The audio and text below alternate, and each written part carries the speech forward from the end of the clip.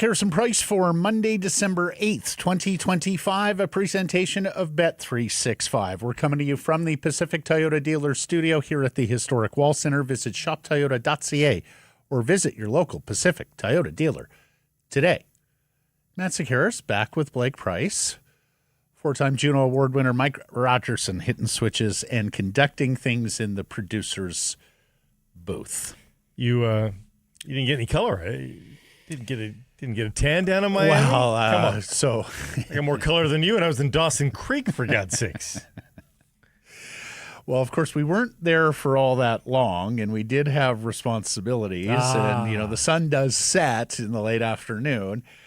I did spend about 30 minutes out on my balcony overlooking the ocean, and the sun was beating down so hard I thought to myself, I better not get burned and look like a lobster for Monday's program. So did you touch water at all? Twice. I got up early Saturday, had a dip. I went for breakfast with my aunt and uncle who live down there in the winters, and then got another dip after breakfast before having to go to the stadium. So, yes, I touched sand. I touched the Atlantic Ocean.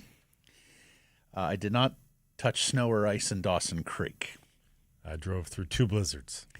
I thought you might. Yeah. Good time. Yes. Lovely country up there in the Peace River. Shout out to however many people are watching, listening from there. Our daily poll question today. Which story got most of your attention this weekend? Was it Whitecaps v. Messi? Was it the Quinn Hughes to the Devils talk? Or was it the World Cup draw / schedule announcement Friday, Saturday? Needless to say, a gigantic weekend of sports news here for the BC sports fan. Mr. Price, where did you vote?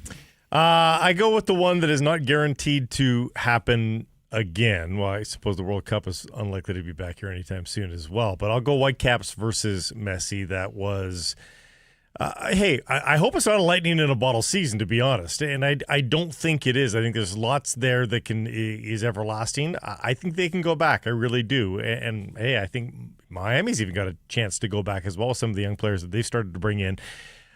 But I still went with that season because it came out of nowhere. And I know what you're thinking. So did the Canucks win? Probably did, but they will win more games before the end of the season. That will happen.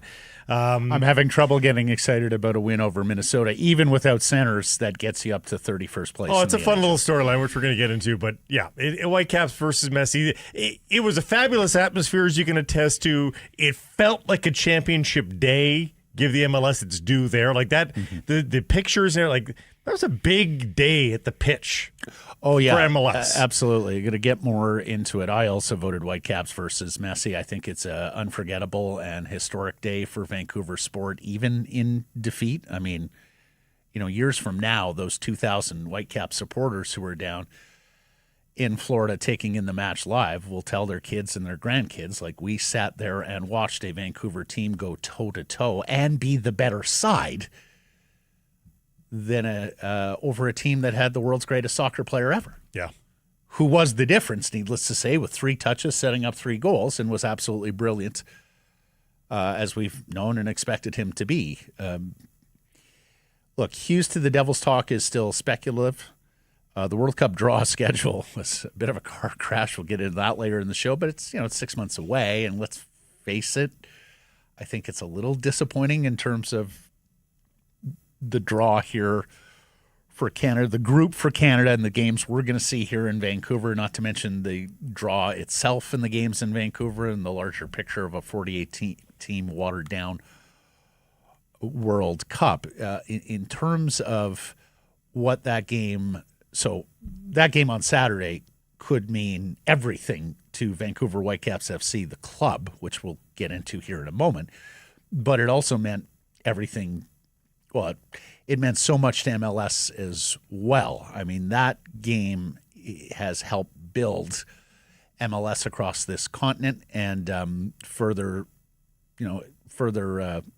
further the soccer project at large for North America, right? The last untapped frontier for the world's game. There is still a ton of growth potential on this continent, whereas pretty much every other corner of the world is maxed out in terms of soccer love and interest. And I wonder if the World Cup organizers from around North America also exhaled a little bit, because World Cup tickets haven't been great in some of the markets. Outside, Vancouver did well apparently, but there was some worry that despite all of us predicting that there would be a tidal wave of soccer attention going into this World Cup, it hadn't really materialized, and that certainly didn't hurt. This MLS Cup playoff run for both of these teams and these stars, I think it's going to help the World Cup get to where it wanted to be here in North America next year.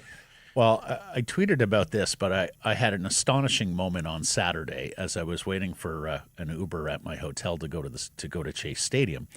I'm sitting there with the valet, and he says, "Where are you headed, sir?" I said, "I'm going to the soccer match." He went, "Oh, Messi, are you rooting for Messi?" And I said, "No, I'm from Vancouver." And he went, "Oh, I bet on the Whitecaps." I went, "You bet on the Whitecaps?" And he goes, "Don't get me wrong, I'm rooting for Messi, but like the odds on the Whitecaps, I can double my money if they win, if my team loses." So he's the old Don Taylor bet, right? Yeah. And I said, "Oh, okay." I said, "So you follow MLS?" And he goes, "Well, I not only follow MLS, but one of my countrymen is on the Whitecaps." So I go, "Oh." He goes, "Yeah, I'm Peruvian. Tell me, why does Kenji Cabrera not play more?" I said, "Well, he's new and he's going to be very important going forward."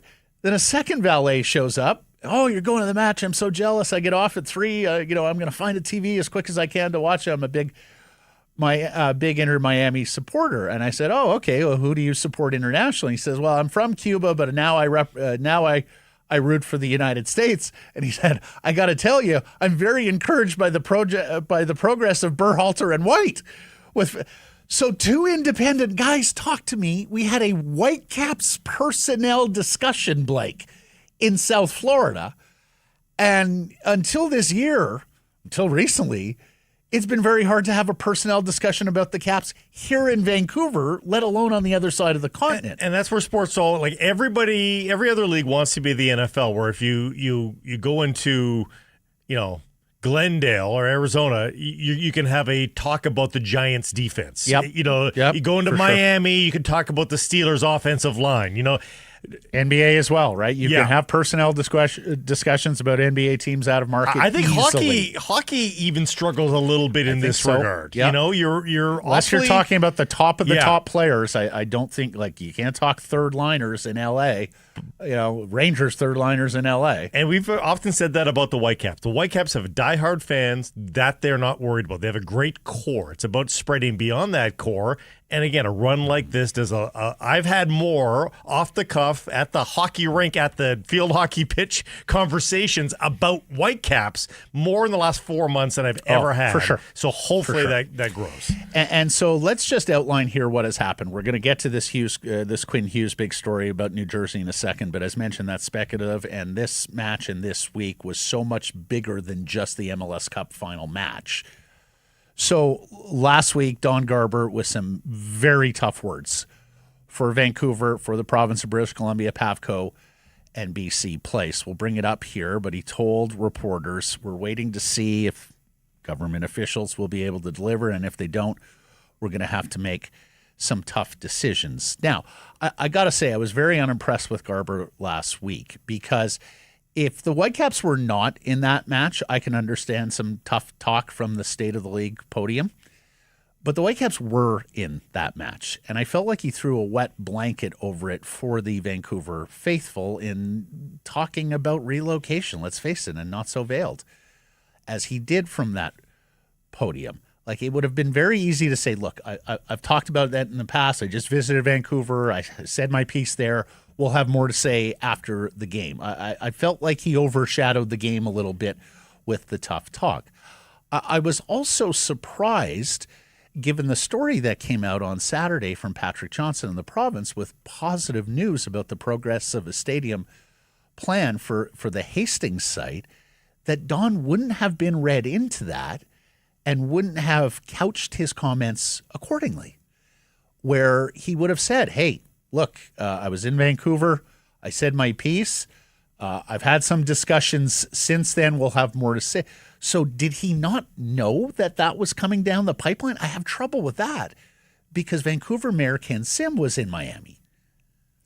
It was so calculated. It would have been a very easy thing for him to talk with Mayor Sim for 10, 15 minutes. Oh, by the way, Don, we have this MOU coming. It's going to go to council for a vote, and I anticipate that we are going to be able to green light the Whitecaps developing that site. Whether you agree with his timing or not, it was calculated. He made the decision.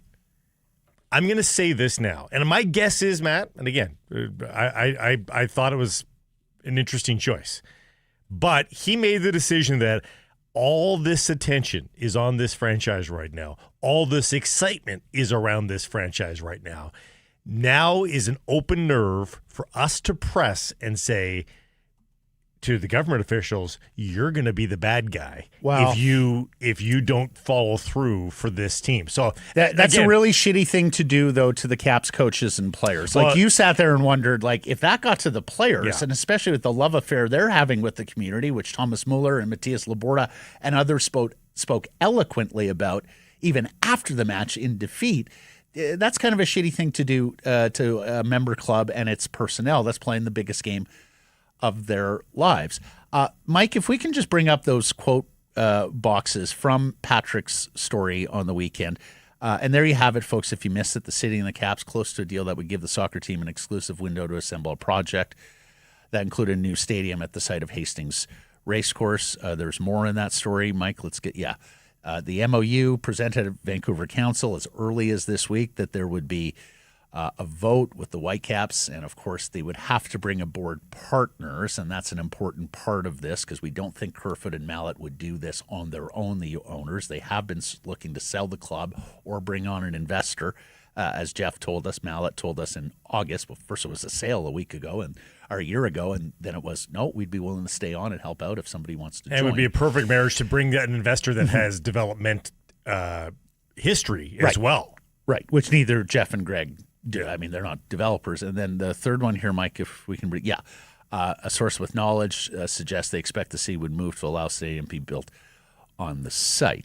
Now, you're sitting there and going, wait a second, they're going to build on that site. Isn't there already a race course there? Well, there is, but on Friday came word, and look, this was not a surprise to people who have followed City Hall, who have work and attend Hastings Racecourse.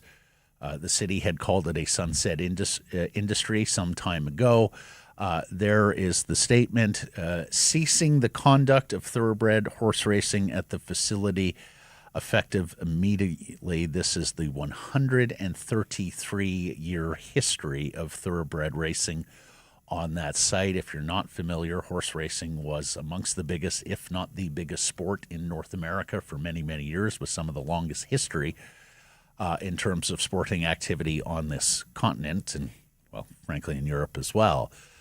So for that crowd, it is sad day. Again, it's not a surprise, but the confirmation comes a sad day. My heart goes out to Dan Jukic, of course, the legendary and Hall of Fame, BC Sports Hall of Fame track announcer at Hastings, as well as everybody who works there on the backstretch and who makes their living. We should make it clear, too, there are no horses on location during the winter months. All that has already been moved. And the fields have become very, very small, particularly recently since the passing of Glenn Todd, who was a big benefactor and champion of horse racing, thoroughbred racing at Hastings.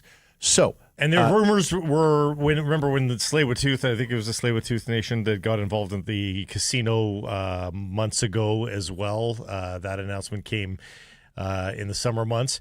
It was indicated there that they were looking for a 1 to 2 year plan to move the track. That was a possibility of moving thoroughbred racing somewhere down the Valleyway, and maybe it will come back in some regard somewhere. But they wanted a 1 to 3 year window there, I think, to build something and then move it seamlessly. It appears there's going to be a gap now, and if thoroughbred racing does pop up somewhere, it's going to be years from now, and we'll see if it can ever get back. Well, and the fact of the matter is that tracks have been closing all over North America, including one which was a famous racetrack in Los Angeles, Hollywood Park closed down. It is now the site of SoFi Stadium, where the Rams and Chargers play their home games Tough in to the imagine. NFL. So you have the stadium side of things, and we're going to get into that more with Farhan Lalji, because Farhan has done some reporting on this. Farhan was also down in Florida with me and with a huge contingent of Vancouver media. I mean, I think we counted, I was talking with Jay Janauer and Trevor Henderson of Global. I think we counted like something in the order of 15 different like reporters covering this match from Vancouver. And we were sitting there going like, when is the last time, a dozen, 15 Vancouver reporters were out on the road covering a sporting event? We think it was maybe the 2011 Stanley Cup final in Boston, but it's been a while. There was a big contingent that went down, and thank you to the Whitecaps, because they provided the transportation, and we're all able to get down and cover that game. If you missed it, I did a post-game show with Manuel Veth of Transfer Market, the German-Canadian who has a deep history covering Thomas Muller in the aftermath from Chase Stadium, with this guy calling hockey. We missed you, partner. So I wanted to ask you, I know you've watched the game since. What were your impressions of what we saw on the pitch?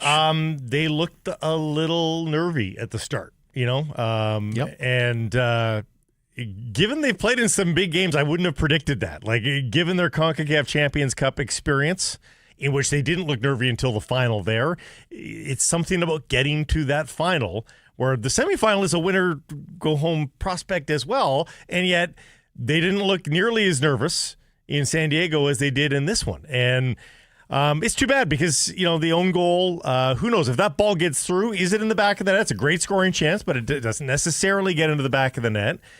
And if they don't go down that one, or if Sabby doesn't hit the post, the woulda, coulda, shouldas. By the way, somebody mentioned to me, Emmanuel Sabby should meet Nathan Lafayette at this point, because Yes. they both have a story to tell about a post in a final in Vancouver sporting history. There's a lot of woulda, coulda, shouldas. But the good news is, unlike Cruz Azul, they played well. They played very well. They gave themselves a chance to win the cup in the second half. Like they were the better team. Yeah, the judges' cards probably goes their way. Like Miami was very beatable. Very beatable. 3 touches from Messi. The rest of the time, the Whitecaps had chance after chance. Wow, Sabby right in front of the goal. And I don't know that we have a whole lot of lineup regret. Like, are they that much better with Ranko Veselinovic in there? I don't know. I don't know. But even the regret of Gauld at full speed. Like, if Gauld is in that starting 11, who is coming out? Because Ahmed and Sabby were great. Did you have trouble with the substitutions? Many said the substitutions seemed to completely sap their momentum. Now, I know Ahmed had a bit of an ankle knock, so when the way that Ryan Pupa Gauld goes in, and he hadn't played a whole lot. We had talked about that. The way Ryan Gauld has looked, you can't. Again, there's only 11 guys that are allowed on the pitch, and Ryan Gauld has been playing very well here in the last couple of weeks. So Gauld for Ahmed seems reasonable. Want to have some fun with this as well. There were many who recognized what this Miami team was and what this Miami team wasn't, and what it wasn't is a MLS side that has conformed to MLS roster rules as they were written, especially before Messi. I love this one. Inter Miami did it. They won the MLS Cup. All it took was signing Messi, 12 to 13 designated players, avoid playing any homegrown players, breaking a few rules here and there, along with a few favorable calls, and playing a franchise that's for sale in the final. Congrats to Inter Miami and Messi. So many hurdles. I also saw a tweet saying, congrats to Miami for winning the first championship in the 7DP era of MLS. So it was good to see that MLS people from around the loop understood the accommodations and compromises that were made of the MLS rules to allow the Miami team to assemble. Well, hey, Thomas Muller was not a DP this season. No, he wasn't. He was also there was creativity there too. And we'll get more into the Caps offseason tomorrow. Okay. Vote on the poll at the Sekerson Price X and YouTube channels. Let's get to our top story. Yes, family reunion, ? More smoke around Quinn Hughes to the Devils, where his 2 younger brothers play, including a telling comment about New Jersey's general manager. Many of you, and look, another example of Vancouver being such an intelligent hockey market, right? Like, very little gets past Canucks fans.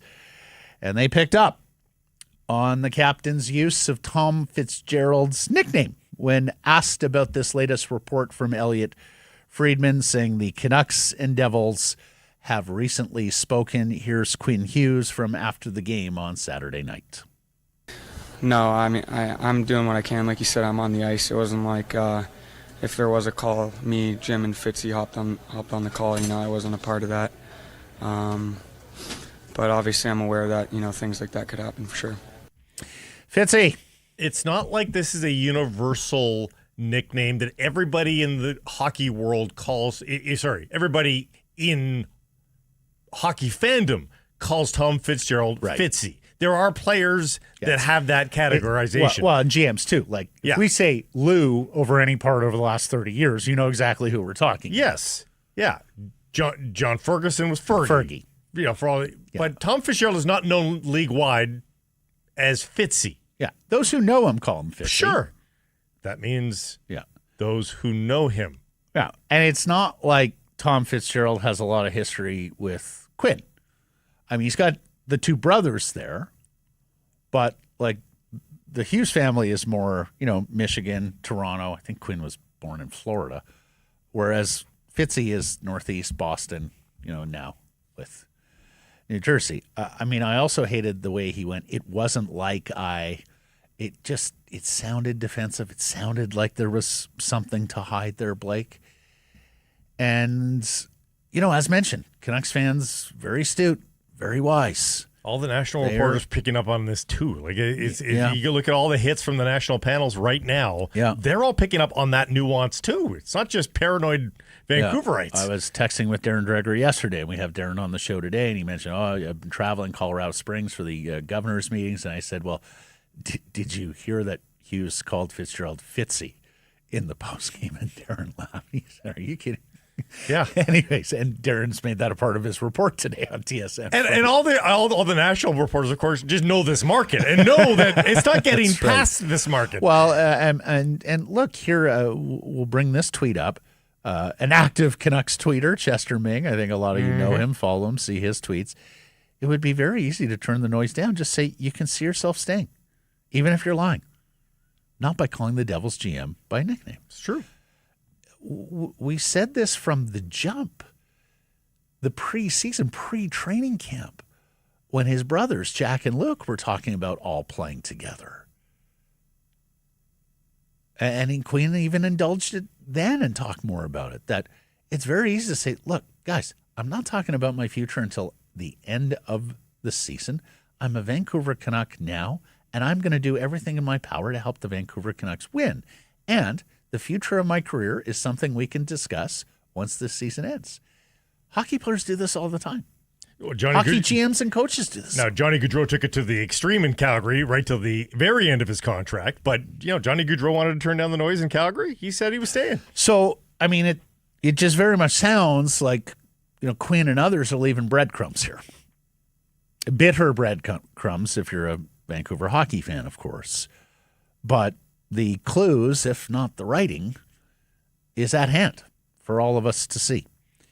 That it sounds very much like the Vancouver Canucks are going to have to make a Quinn Hughes trade at this point, particularly given the way this first 30 games, 29 games has gone of the Canucks season. Except, Matt, there are two massive questions that need answering before you commit to that act, much less the belief that act will happen. Mm-hmm. A, does this management group get to make that trade?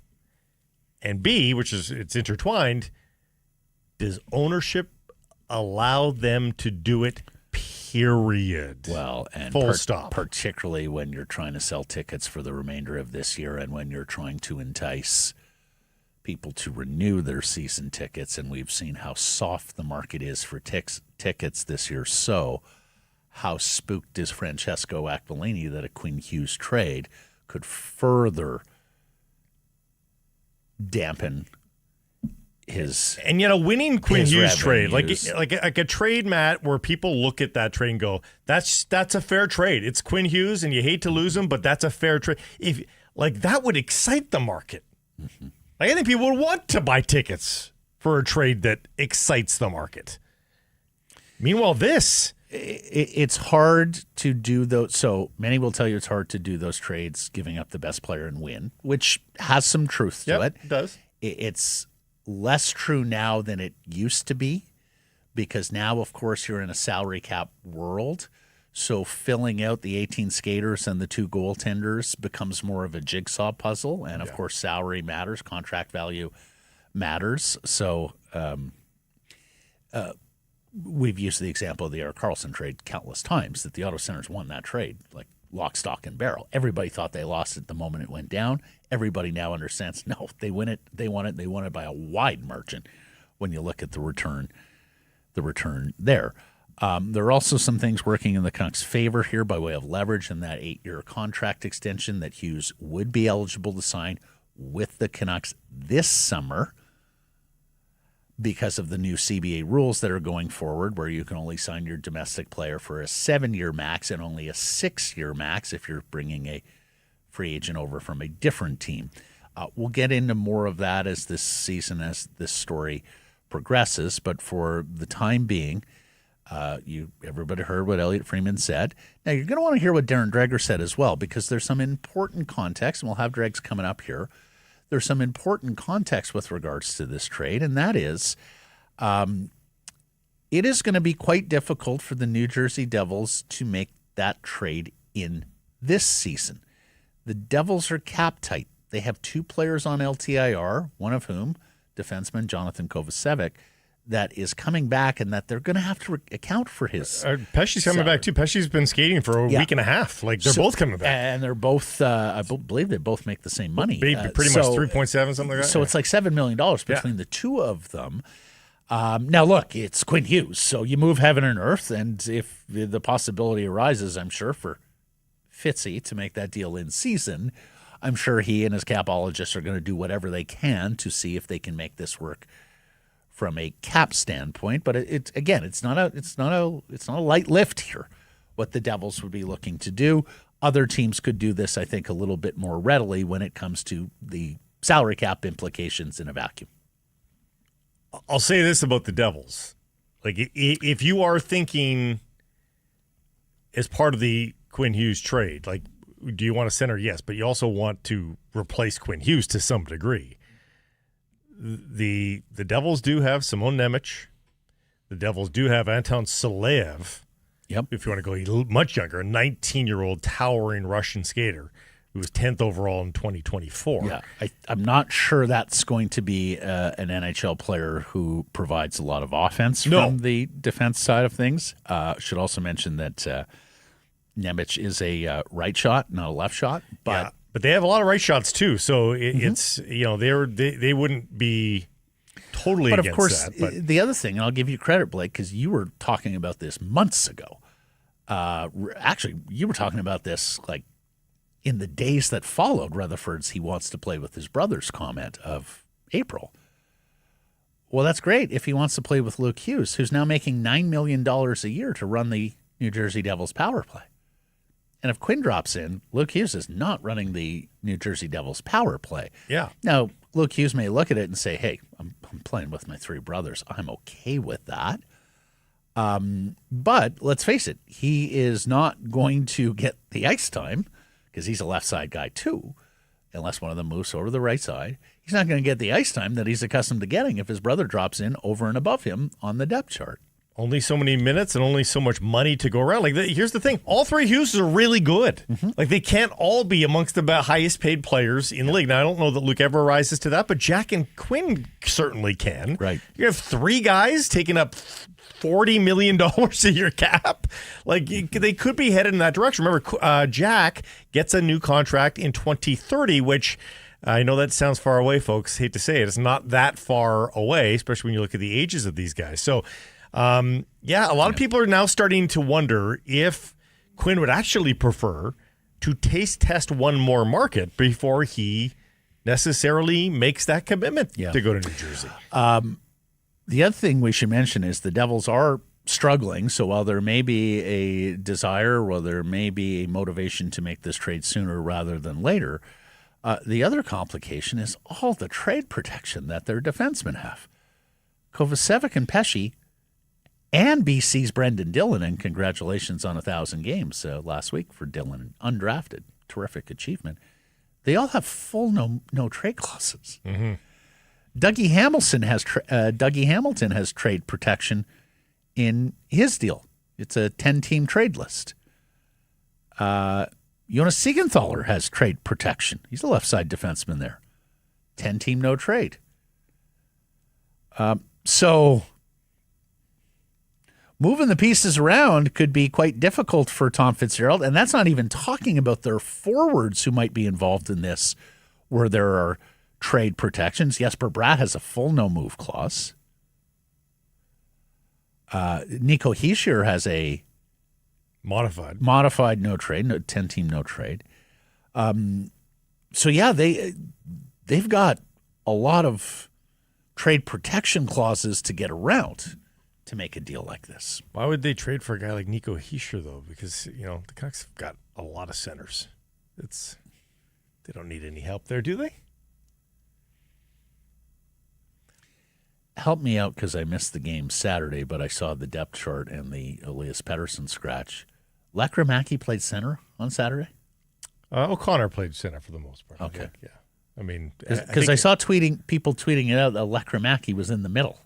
Maybe for a brief moment in time. And he has since been sent down. Yes. And O'Connor skated again today as the center. Mm-hmm. So, yeah, amidst the backdrop of the Quinn Hughes trade stuff, in one corner for the Devils, they've lost 5 straight games and are injury-riddled right now. Because guys like Jack Hughes aren't on – you just talked about the LTIR guys. Jack Hughes is injured too. Yes. So they're fighting injury, and they've lost 5 in a row. The Vancouver Canucks, as we know, floundering. They can't seem to win back-to-back games for their life dependent on it. Mm-hmm. And Elias Pettersson now gone. I'll say indefinitely only in the most literal sense. I don't think they're anticipating a 7-week injury here, but they just don't know. They're going to find out more, they say, today or tomorrow. Mm-hmm. So unlikely tonight, most likely not. You'll hear coming up, Darren Dreger does pour a little cold water on this recent report about they talked. Like, context matters here, and he'll fill you in terms of what the discussions between the Canucks and Devils circulated around. But you tell me, Fitzy's team has lost 4 or 5 in a row. Fitzy wants to change the discussion around his team. Fitzy leaks to Elliot Friedman. Oh, by the way, we've had a conversation with the Canucks about Quinn.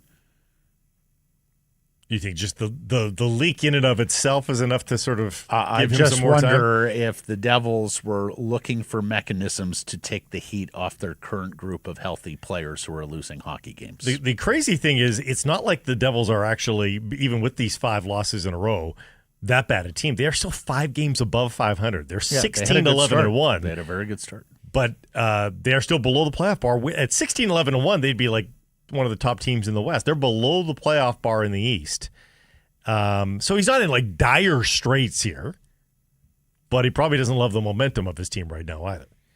No. What's going on with Yellow Dog? I had one upon returning from Florida yesterday. Well, I can tell you that the Tourist Pilsner pack still available. Both of us deserve that after being planes, trains, and automobiles throughout the course of the weekend. Neighborhood Brewing. I was just planes. And Ubers. And automobiles, yeah. The Tourist Pilsner pack from Neighborhood allows you to travel without traveling. You like Pilsners? I love Pilsners. Travel the world in your living room. You got the Pursuit Czech Pilsner. You got the Exchange Student Italian Pilsner and the Little Rabbits Canadian Pilsner all in one box. I can't wait to try it out. All from Neighborhood Brewing. As for tonight's game against the Detroit Red Wings, Canucks are playing tonight at Rogers Arena. Elias Pettersson, as you mentioned, undergoing further medical evaluation. He missed Saturday. He will miss tonight as well. We also learned that Teddy Blueger won't be back until after Christmas. So the catastrophe at center continues. And today we got further confirmation that, well, yes, this is a little bit of bad luck. It was also in part of the Canucks making. Friedman again on 32 Thoughts reporting that the Canucks' pursuit of Marco Rossi bogged down over Räty. Quote, they talked about Räty in that Rossi deal in the summer that they were kicking around, and they didn't want to do it. They did not want to trade him. They wanted to give him a chance. Now, everybody in this booth, and I think a lot of most of Vancouver Canucks fans as well, really like Räty and really like the potential of Räty. Really like the fact that he's a face-off ace, that he's a bigger body, natural centerman. And this from Tyson Cole of Canucks Army, and fills in on Rink Wide as well. Since his healthy scratch against San Jose, 2 goals and 2 disallowed goals, 3 assists, 5 points. He's a +5. He's 78% in the dot. Atta boy. He's tied Philip Hronek for the team lead in even strength assists with 11.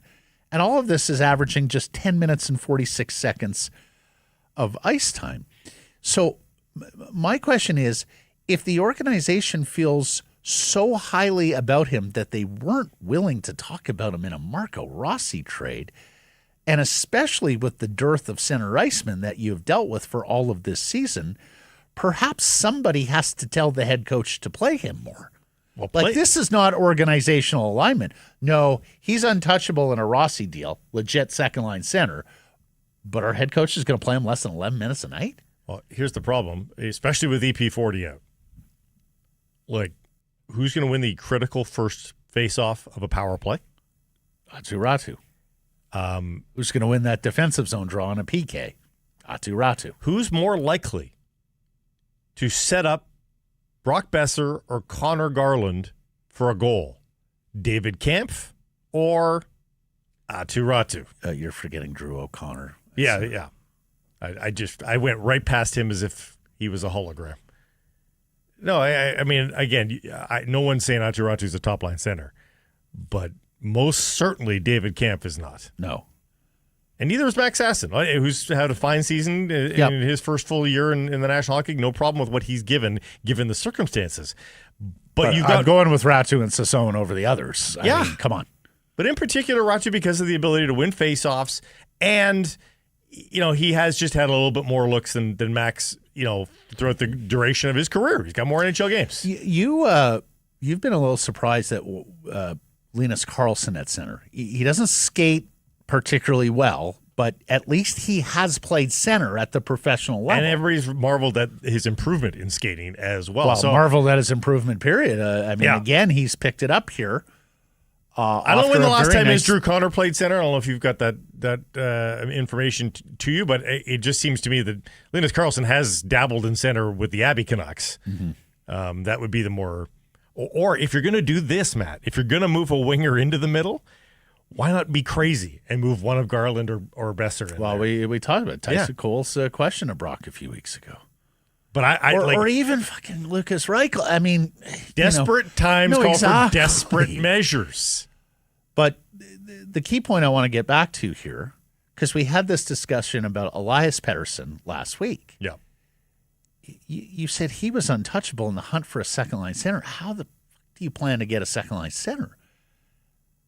But now that's just compounded with Räty. Like, I really like him too, Blake. And I don't want to limit the young man, so, yeah, maybe he could be an NHL 2C one day. But he's probably going to be no more than a 3C, right? Right. And Marco Rossi was a 2C who maybe could have been a 1C. So that's why you make that trade. And I realize you may look at him and say, he's a little imperfect. He's small. We don't want to be so light down the middle with Pettersson and Rossi. That's not enough thump or size. We already have Höglander and Garland who are small. Yeah, and you may have been a little spooked by his first postseason appearance where he didn't play very well and he got benched by his coach and all of that. I get all those things. But this season was about keeping Quinn Hughes. Like, look what we just discussed for the better part of 10 minutes. Yeah. Look at how traumatic that day is going to be for the franchise when they have to bid farewell to arguably the best player who has ever worn their sweater. You needed to be good this year to keep him. You did not have time to wait on the likes of Elias Pettersson, DPD, and Atu Ratu to hit their NHL ceilings, to round into the sort of players you hope them to be in the NHL. And the size argument presumes that you already have a baseline of skill on your team, and the Canucks didn't. They did not have the requisite amount of high-end NHL skill to start to get to the fine-tuning. Good teams that are fine-tuning go, we need to get a little bit bigger. That's it. Or if you were a team that was Stanley Cup vision, we are only going to populate the roster with players who we think are playoff players who can help us win a Stanley Cup, so be it. But that's not the way the Vancouver Canucks have been owned or managed for the last decade plus. That has not been the Vancouver Canucks' stated goal. They want to be a playoff team year in, year out. And that is not the, that has not... If you're going to be that team, then, every move you make has to be done with an eye to winning a playoff series. And we have seen the Canucks not make the move. They're trying to be competitive enough to keep Quinn Hughes this year. So that meant you had license to be less choosy than you would be against that team that's going, no. We are all about the cup. Like Edmonton right now, right? They've lost the Stanley Cup final 2 times. Their whole modus operandi right now should be, how do we get pieces that get us over the top in a Stanley Cup final? Not how do we get pieces that help us get to the playoffs. They know they're going to the playoffs. I realize they haven't been great this year. This happens every year. They sleepwalk through a portion of the schedule. They ultimately get to the playoffs, and the last 2 years they win the West, and then they get to the Stanley Cup final. They're on a playoff spot now. They've won 2 in a row. Is anybody betting against the Oilers making the playoffs this year? I don't think so. But the Canucks were nowhere near that bet to get to the playoffs. So the lack of organizational alignment here, no, this player is untouchable. Well, the head coach is going to play him 11 minutes a night, even though he's been one of your best forwards. Have they learned the heat lesson yet? So news comes out over the weekend that he skated a bunch of days in a row. Now they can be. I'm worried they're going to be like, oh, he's coming back. Well, we don't need a center anymore. I thought I heard they say, look, I thought Foote said he doesn't want to put any kind of timeline because this. No, I mean the manager though. The manager who's looking at that going, oh, we do have a second line center coming back, so we're going to be just fine. No, and as you'll hear Dreger say, okay, so getting a second line center. If it's not a home run, it's a triple. I'm not sure you can be concerned with hitting triples and home runs if they're not available at this stage. May have been available in the summer with Rossi, as we mentioned, but probably not available right now. At least hit a single, at least hit a double. Okay, but so they like Lucas Reichel and David Kampf. Those were intentional walks at best. No. Those were lazy fly balls to the infield. Well, they landed the player though. They weren't even saying. They did not get you on base, Blake, and they weren't even hard contact right at somebody. Those were little looping fly balls that the second baseman could catch underhand. The point is, who's a single or a double in today's world though? Like I haven't seen. Well, Ryan O'Reilly and Philip Deneau are probably singles or doubles. Oh, those are guys who are probably coming at the cost of a triple. In your lineup, they might be singles or doubles, but for the cost, they're going to cost you a triple, and I don't think you want to do that. This is where they're at, Blake. Like they're very imperfect players, let me rephrase. This is not where they're at because they're past that. They're probably past the point of no return. Yes, this is where they were at in the summer. Or early in the season. Right. And so if you paid that price early in the season or in the summer, you got all that runway. It's okay. Now, when you're past the point of no return, you can't go acquire those guys now. Well, no points. You shouldn't. You absolutely shouldn't. I mean, I read it all weekend on social. Great. We're last place. Time to tank. After the Utah game, time to tank. Tankists are out. The tankists are out in full force. On the plane yesterday landing, I was like, it's a 13-tanker day out there in English Bay. It's a several 100,000 tanker day on Canucks social media right now. And again, I saw people daydreaming over to Gavin McKenna on the weekend. This is not a terrible draft to be a tankist. No. Even if there's not great centers right at the top. Yeah. We have hopes for what's his name? Lawrence? Tynan Lawrence? But yeah, a lot of wingers, a lot of defensemen projected in the top 10 of this draft.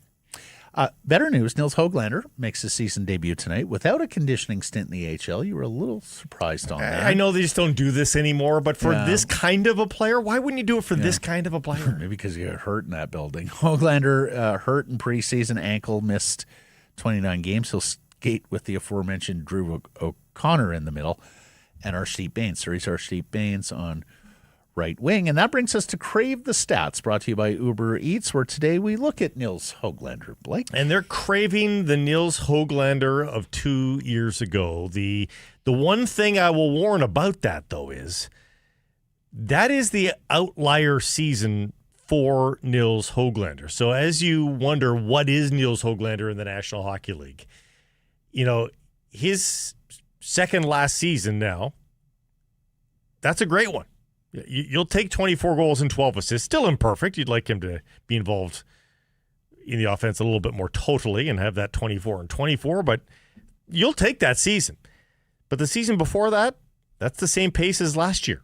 That 8-goal, 25 assists, like that's what 22-23 was. 21-22, same idea. Rookie season a little bit better than that, obviously, but not much. Like I really hope that he proves us wrong here. And you love the vim and vigor that he plays with. And he's actually got sneaky high-end skill at times. We've seen him score some gorgeous goals. But until I see it again, Matt, it's an outlier year amongst the 5 years that he's played in the NHL. And that's fair. I think Nils Höglander has also suffered a little bit from what Räty was going through, and that is coaches who don't use him more. 12 minutes a game, basically, since 2022. You know, and that's, three coaches too, right? That's Travis, that's Bruce, and that's Tocchet. And we'll see how Foote deals with it. He's on his fourth coach. The fact of the matter is, Blake, I think it became clear, is Nils Höglander does not have a particularly high hockey IQ. You love his effort. That's the sort of player he is. He makes up for some of the lack of hockey sense with effort. But I think he's a player that always leaves coaches wanting, because I think they look at the game and go, why didn't he do that? Oh, where was he here? As opposed to what his biggest fans may see out there. But if you're the third piece of a line, if you're like, if you are, a lot of coaches talk about pairs when they're talking about lines. Yep. If you're just the third guy, it's a pair, and then you're number three, you can do it. Nils Höglander can have success being that kind of a guy. And I'm a fan.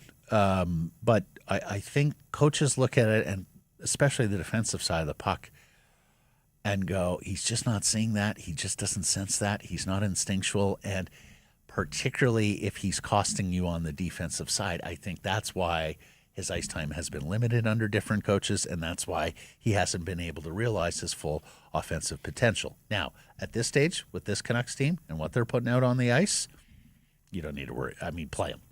Well, remember that rookie season, and we just saw it in the graphic we brought up, he played 15 and a half minutes per game in that rookie season. It was a weird year. Was that as high? Did he average better than that? Nope, that's as high. Yeah. Canucks did not have high aspirations in that lockout-shortened year. Or not lockout. Pandemic-shortened year. You can be forgiven. And, I wonder if they're in a similar mindset for a different reason this year. Like, they know they're not in it here. Play him a little bit more. Play him in better situations. Just play him. See what happens. Look who else you've got out there on the wing. Well, again, we're back to Nikolai Goldobin territory here. We're not quibbling about who the players are. We're not suggesting there's a future Rocket Richard winner here in Nils Höglander. Look at what else you have. Exactly. That's the argument here. Yeah. It's a better than what? Once talked to a general manager who said, there are days I go into my coach's office and the coach sits there and he just shits on a player. Oh, he's not doing this, blah, blah, blah. And, God, I want to replace him. And the GM says, okay, what's the alternative? Yeah.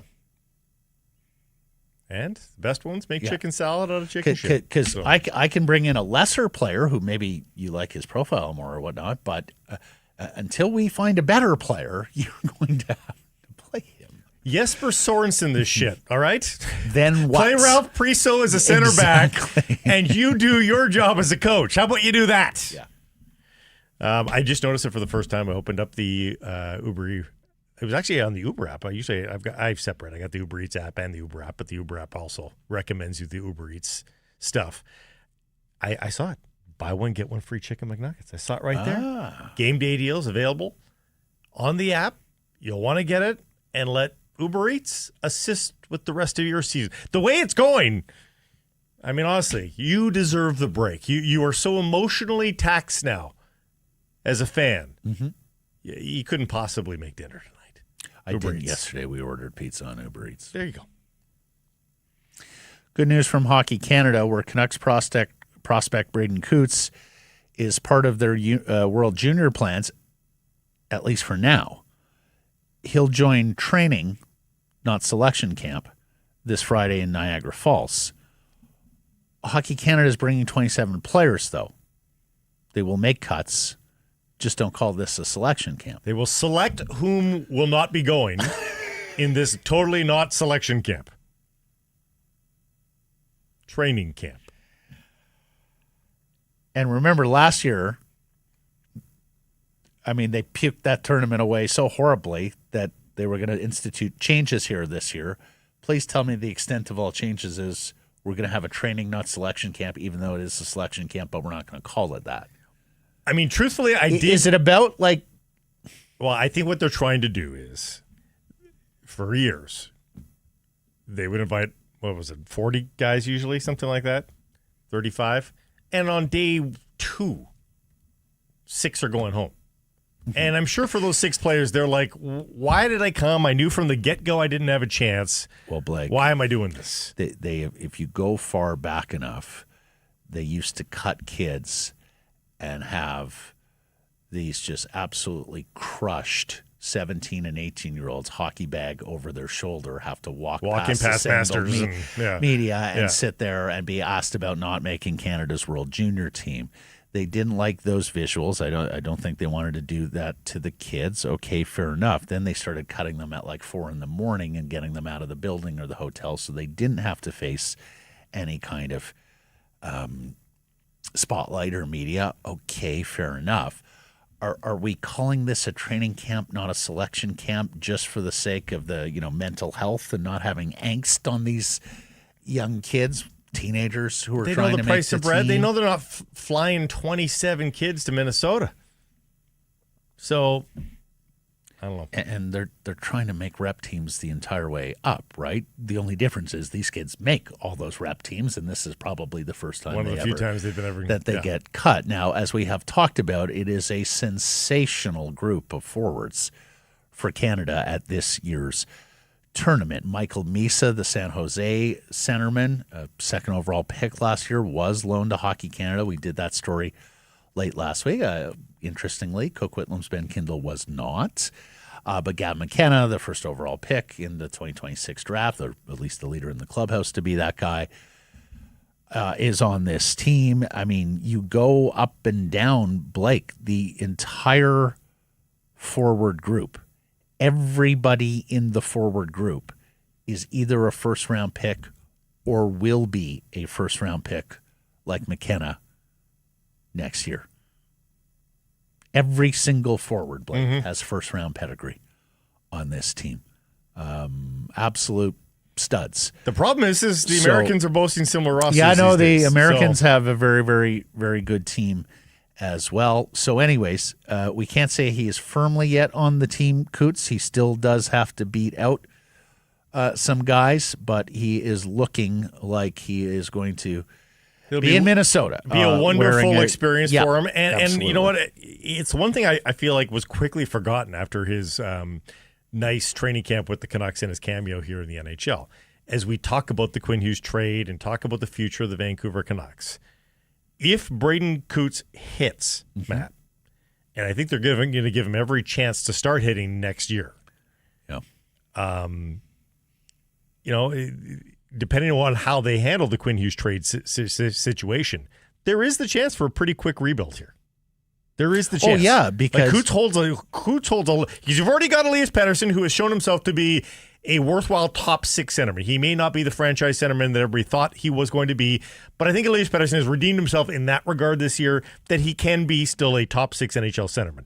If Braden Coots proves to be one too, but I don't think he'll be next year, Blake. No, he'll be on a team next year. I mean, but yes, but I mean, if he shows signs, if he has a Bo Horvat-like rookie year, like something like that. If you're bringing in a 2C as part of the Quinn Hughes return, and you have Pettersson, then yes, a couple of years down the line, I think you can dare to dream on. We look pretty good 1, 2, 3 down the middle, like we did with Horvat, Miller, and Pettersson. Yep. Once upon a time. Yeah, like you're 2 to 4 years away from that. If Coots hits again, this is the big if. I haven't coordinated the kid yet. I don't think it has to be the length of a San Jose or a Chicago rebuild if you do well on the Quinn Hughes trade. Yeah. I've long said that. I said, look, the sky does not fall if you're trading Quinn Hughes. And we've cited the Erik Karlsson Ottawa example. And also Kiefer Sherwood. Like if you get a first round pick there, exactly.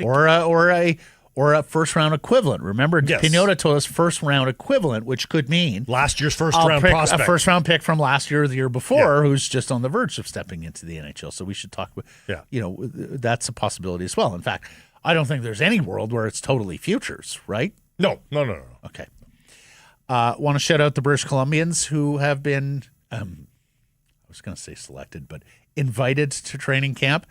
T.J. Ginla, of course, Jerome's son from Lake Country, BC, plays for the Kelowna Rockets. North Vancouver's Joshua Ravensbergen, the fantastic goaltender for the Prince George Cougars. Also wanted to shout out, and I got to say, this name caught me a little by surprise. I did not see a lot of buzz. West Kelowna's Ethan McKenzie, who plays for Edmonton in the WHL, has gone undrafted, but has made... well, not yet made, has been invited to training camp with Hockey Canada. He's a 19-year-old, and so oftentimes, and especially on defense, you want to have the older players there, right? And not a British Columbian, but Carson Carrolls of defenseman with the Prince George Cougars, looking to be a first-round pick. In fact, some people now have him as a top 10 pick, think that highly of him. Defenseman also invited to this team. So, as far as I know, that is the BC content here on this World Junior Training Camp roster. Training camp. Let's get to our menu today. It's brought to you by Greta. Sorry. It's okay. I lost track of where we were there for a second. It's been a beefy opening segment. Well, it has been, but we've had so much to talk about. Greta, of course, great spot to watch all the games, to pregame, to postgame. You were steps from the arena or the stadium. We are having a party there, an Army watch party on Saturday, December 20th. We'll watch some hockey. David Quadrelli will host. He'll do some trivia as he always does. There will be some prizes. So join us at Greta. And if you need a venue for a team event, check out Greta, gretabar.com, Greta 50 West Cordova. Let the games begin. Darren Dreger is going to join us. Then we will be joined. We will be joined by Farhan Lalji of TSN. As mentioned earlier, we're going to talk to Farhan about this stadium proposal, stadium development at Hastings Racecourse. Later in the program, we will talk about the World Cup draw, Canada, not to mention the games in Vancouver. We'll look at that big Seahawks win in Atlanta last night, or yesterday afternoon. I guess it was yesterday morning here, right? I was a little worried about the game just because I was like, okay, things are going so well. I was worried about the game at halftime. I was worried about the game at half. Yeah. Also, a new baseball Hall of Famer, plus the rest of the NFL weekend coming up later in the program. I want people to listen to the Farhan talk. It's a pretty casual talk but it is wide ranging and really changes it could be about the changing landscape, both geographic and just generally speaking, of sports in Vancouver.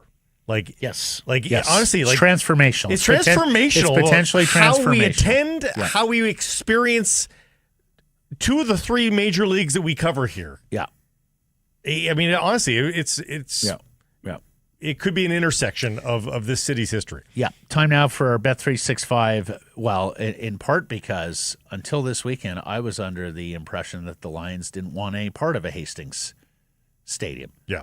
Amar Doman had told us capacity, that they didn't see eye to eye with the Caps on capacity, that the Lions wanted, 30,000 because, they can actually do 30,000 for a game, not to mention their home openers with the concert, not to mention, you want a Grey Cup venue. I know BC Place is here, but if you moved, will BC Place be here long term? In fact, we talked about that with Farhan, not to mention complications with the pitch, grass pitch, football players tearing it up, but hey, it sounds like the Lions are on board on this as well. Again, there's complications. You don't have great public transit to that site, at least not right now, but there's transformational possibilities there too, right? Yeah. By way of They've already they've already got the plans are all public there for that. So. Yeah. Time now for our Bet365 bets of the day, Mr. Price. And I look at the team the Vancouver Canucks are putting on the ice tonight.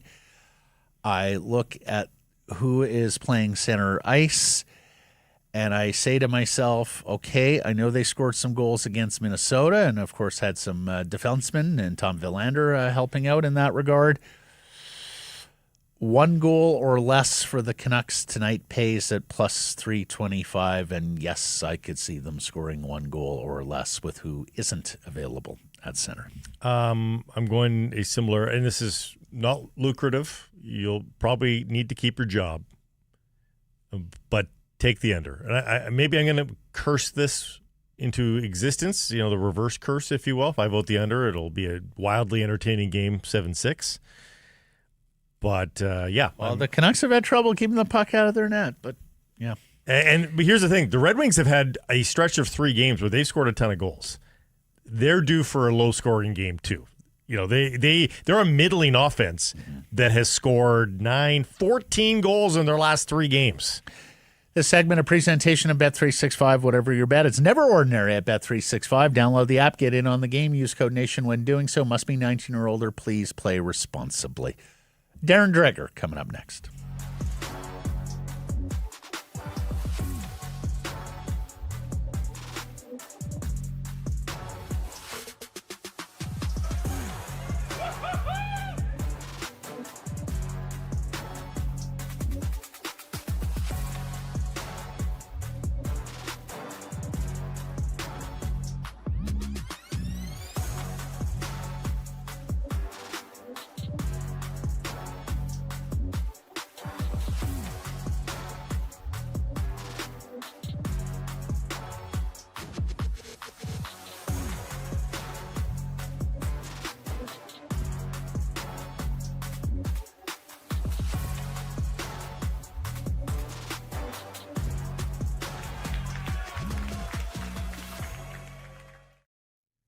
Harrison Price from the historic Wall Center. This segment brought to you by your Pacific Toyota dealers and the Toyota Prius plug-in hybrid, 72 kilometers of electric range. But the world's your oyster after that. Being a hybrid, you've got the gas range, but also the affordability, low cost of the e-car during the city driving. It's perfect. You got the best of all worlds, and right now you couldn't find it at a better time, because you can lease the SE from $109 weekly at 3.99% APR for 64 months with $3,300 down. Just visit shoptoyota.ca or your local Pacific Toyota dealer today. Here's Darren Dreger, TSN Hockey Insider, one half of the Ray and Dregs Hockey Podcast. He is from Colorado Springs today, where he is at the Board of Governors meetings for the National Hockey League. How are you? I'm doing okay. I've never been to Colorado Springs. Beautiful spot. Absolute fantastic. It's like a Hallmark movie here. There's little tufts of snow everywhere, and the hotel that we're staying at is just opulent, obviously. But the Christmas decorations in full bloom. There's mule deer everywhere. Swans swinging, swimming in the lake. Is there 5 golden rings? Pretty close. And head of USA How many Cornish Hockey, heads?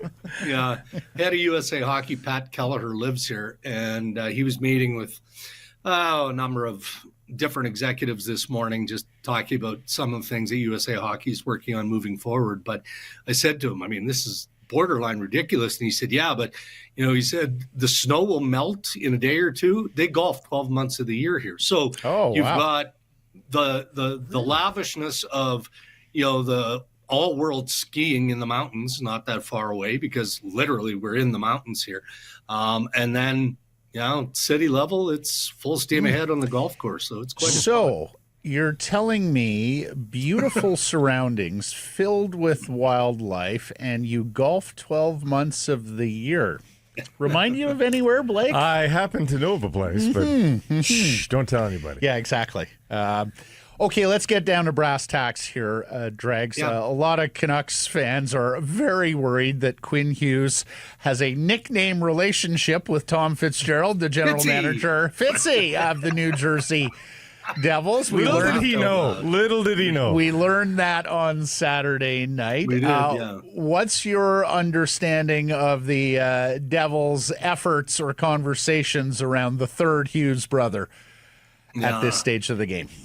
Well, minimal to non-existent to this stage. And I literally laughed out loud when I heard Quinn refer to Tom Fitzgerald as Fitzy. But, I mean, you guys know Quinn Hughes. You know the personality, the character of the guy, the looseness of that personality. And that's just something that he would say. But he's also not afraid to answer a question. And, he expects the level of speculation that is developing almost on a day-by-day basis now, around his future. He appreciates the Vancouver market and how much collectively we invest in getting the stories.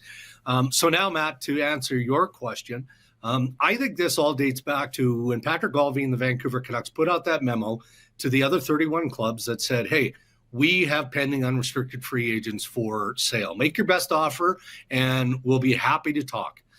Didn't mean that they were pushing guys over the edge. No, they were just interested in getting into the market early, because there are some obvious restrictions that are soon going to be applied. You've got the December 19th roster freeze. You've got the February 4th to the 22nd Olympic roster freeze. So there's some pretty big hurdles here. So let's get the business going early. And I think New Jersey was one of the teams that responded probably through a call and said, okay, well, yeah, you're being very specific to your pending UFAs, but what about your unrestricted free agents? And obviously Fitzgerald and the Devils would have interest in developing a dialogue, if not a negotiation, on Quinn's future, and perhaps, reuniting them with Luke and Jack with the New Jersey Devils. It is not elevated beyond that loose conversation. And my understanding is from the Devils side, Quinn's name wasn't even brought up. It was just purely, okay, here's what we're interested in further investigating when you get to that place. And I don't know the identity of the other teams, but I believe there are other teams that would have done the exact same thing. So that kind of brings us to where we're at right now. And there's good reason why this would just be surface contact from the New Jersey Devils, Dregs. While you can look at the public sites and see that they do, in fact, have cap space available to them, they've got a couple of players on LTIR, including Jonathan Kovacevic, who's a good defenseman. Well, Brett Pesce may be one of their best. Well, yeah, that they have to make room for when they come off LTIR. So there's actually a lot less cap space there in New Jersey than what it might look to the naked eye, which brings us to the question of, do you think the Devils could even make a Quinn Hughes trade work in this current season? I do, because I think when you're talking about the magnitude of the player, Quinn in this case, you have all hands on deck. So everyone associated with making a financial decision, every team has their capologists, their gurus that work on this kind of stuff months and months and months in advance. So I'm sure that, Tom Fitzgerald already has scenarios that could be employed. Could be, right? Many clubs, Callum McCrimmon and the Vegas Golden Knights are masterful at working these sorts of things. I guess the one thing, though, that I'm always reluctant to dive too deep into stories like this, because how often do they come to be in season? Almost never. and not when you're talking about a player of this significance. And, it's not just making the cap work for the New Jersey Devils. Vancouver is going to need a boatload back in return. Very specific pieces that would help the Vancouver Canucks stay competitive this season, if we're talking about an in-season Quinn Hughes trade. And look, I mean, the Canucks won't even go there. They won't even, and I don't blame them. If I'm management of the Vancouver Canucks, I don't want this thing played out on a day-by-day basis in Vancouver and national media. I don't. But you can't close the door on the possibility of a Quinn Hughes trade between now and March 6th until somebody that matters comes out publicly and says it's not happening in season. If it were to happen in season, I think New Jersey and other clubs, if we're allowing other clubs to be involved in this conversation, would find a way. They just find a way to get it done. If I had to press you, if he gets traded, would you be betting on the field or the New Jersey Devils at this point? Because I think a lot of people in their minds are just, he's going to the Devils, but he doesn't have to go to the Devils, and the Vancouver Canucks are not shopping him purely to the Devils. They've got 31 teams they want to shop him to. And that's the leverage from the Vancouver Canucks standpoint. They need to get the best deal possible if, again, they're willing to stomach everything. Because when you trade your captain, when you trade a superstar like Quinn Hughes, you're renovating at least and then some, right? So what are you getting back? And for sure you'd be shopping whatever deal New Jersey is presenting with other teams that would be teams of interest. I believe Quinn wants to play in the East. Do I think his preference is to play with his brothers? Obviously, that would be priority one. That would be his preference. And maybe a contract extension becomes more complicated, clearly, if it's not the New Jersey Devils, right? So I think that's option A that has to be exhausted. And probably the primary reason why this likely drifts into the offseason to officially get done. But, now you bring it back onto the ice in Vancouver, and you can see all the needs that are glaringly obvious. The holes are ginormous in that Vancouver Canucks lineup. They need players who can step in and play and be impactful right now. So what is that best package? And if I'm Tom Fitzgerald, and I think that there's even a shred of hope that we can get something done between now and March 6th, well, that's what he's doing. That's what he has to be doing. Putting together a package that includes pieces that slip comfortably into Vancouver's lineup now. Then you've got the futures, which include draft picks and prospects.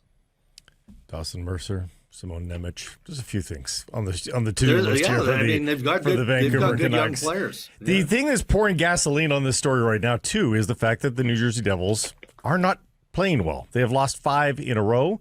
Quinn Hughes is not playing well. You can't get a point these days. That's exacerbating this because it certainly seems like both sides need each other in a lot of ways. It doesn't clear up the cap space, all the hurdles we talked about. But until either of those storylines changes here, Dregs, I think this is probably just going to build. It could. The New Jersey Devils, like so many other teams, clearly, including Vancouver, are banged up with significant injuries, significant pieces that aren't available to them. And my theory on Quinn is just because I feel like I know Quinn and the family pretty well. He's one of those individuals that takes a lot of responsibilities. He's looking around the room and I'm sure across the bench. And sure, he can see the holes that they have. The fact they've got David Kampf as their number one center right now is mind-blowing. It's just flat out mind-blowing. But Quinn isn't looking there and going, somebody has got to do something.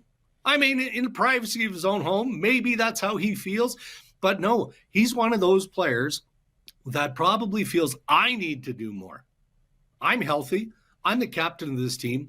I have to find a way to drag this team to wins and drag this team closer to the cut line of the wild card spot in the West. That's my job. It doesn't matter who isn't here. It's what I have to do. And I think, frankly, that's taking a toll on him mentally and physically. That's at least the way it looks to me. You mentioned David Kampf as first center being mind-blowing, Dregs. To the best of your knowledge, why weren't the Canucks able to better address the center ice position when they spoke it out loud at the end of last season, and when they knew the realities of this season being so important to keep Quinn. Yeah. I mean, it's a fair question. And then you can go back to the Miller trade, right? And getting Philip Hedl back in that trade with the New York Rangers. And, with the injury record of Philip Hedl, was that too big a gamble? And now, obviously, you would say, yes, of course it was. I mean, who knows if this guy, when he's going to play again, right? And, even with a healthy Hedl, they saw him as just an okay number 2, but we're looking for a legit number 2. Well, now they're looking for 1, 2, 3. I mean, really, that's what they're looking for. If you've got David Kampf on your 4-hole, okay, that's what he is. He's number 4 center. That's what he is. Now, I think this just, though, illustrates how difficult it is, impossible nearly, to make a trade in the National Hockey League for probably a lot of the reasons we've already talked about. Because, guys, you follow this organization closely. You know the pool that Patrick Allvin is working with in terms of the assets that he has that should lure a player into that lineup. And I don't know. I don't.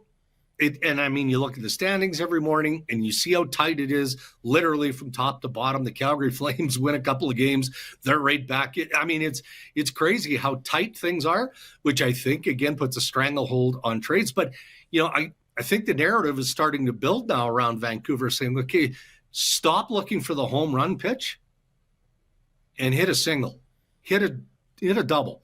Just get a body in here, a center with some experience that can help us out a little bit, that help us stay competitive. And they just haven't been able to find that piece. I don't want to live in the past too much, but did they ever table a full offer for Marco Rossi, do you think? Do you think they ever actually sent something to Blueger?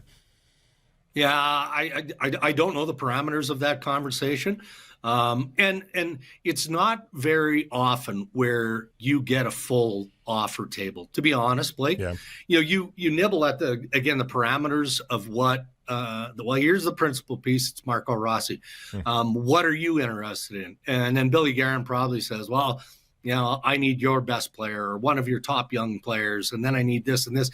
And it doesn't go a whole lot further than that. So I'm not answering your question because I don't know with any sort of clarity that an official offer was made beyond just having, those sort of broader conversations. And it could be in part, Minnesota also trying to figure out exactly what direction they were going with Marco Rossi and trying to smoke him out in that process. I'm just wondering if they had a time machine, if they would go straight back to that last conversation. We had the conversation last week, Blake, like Elias Pettersson, the defenseman. They didn't want to put him in trade talks. Teams were calling about him. They saw what we all saw in the last 20 games of last year, that was a good, young, promising defenseman. He took a step back here this year, but they didn't want to part with those sorts of assets. All the more reason to find that time and it's machine. Coming back to bite him. No, I know.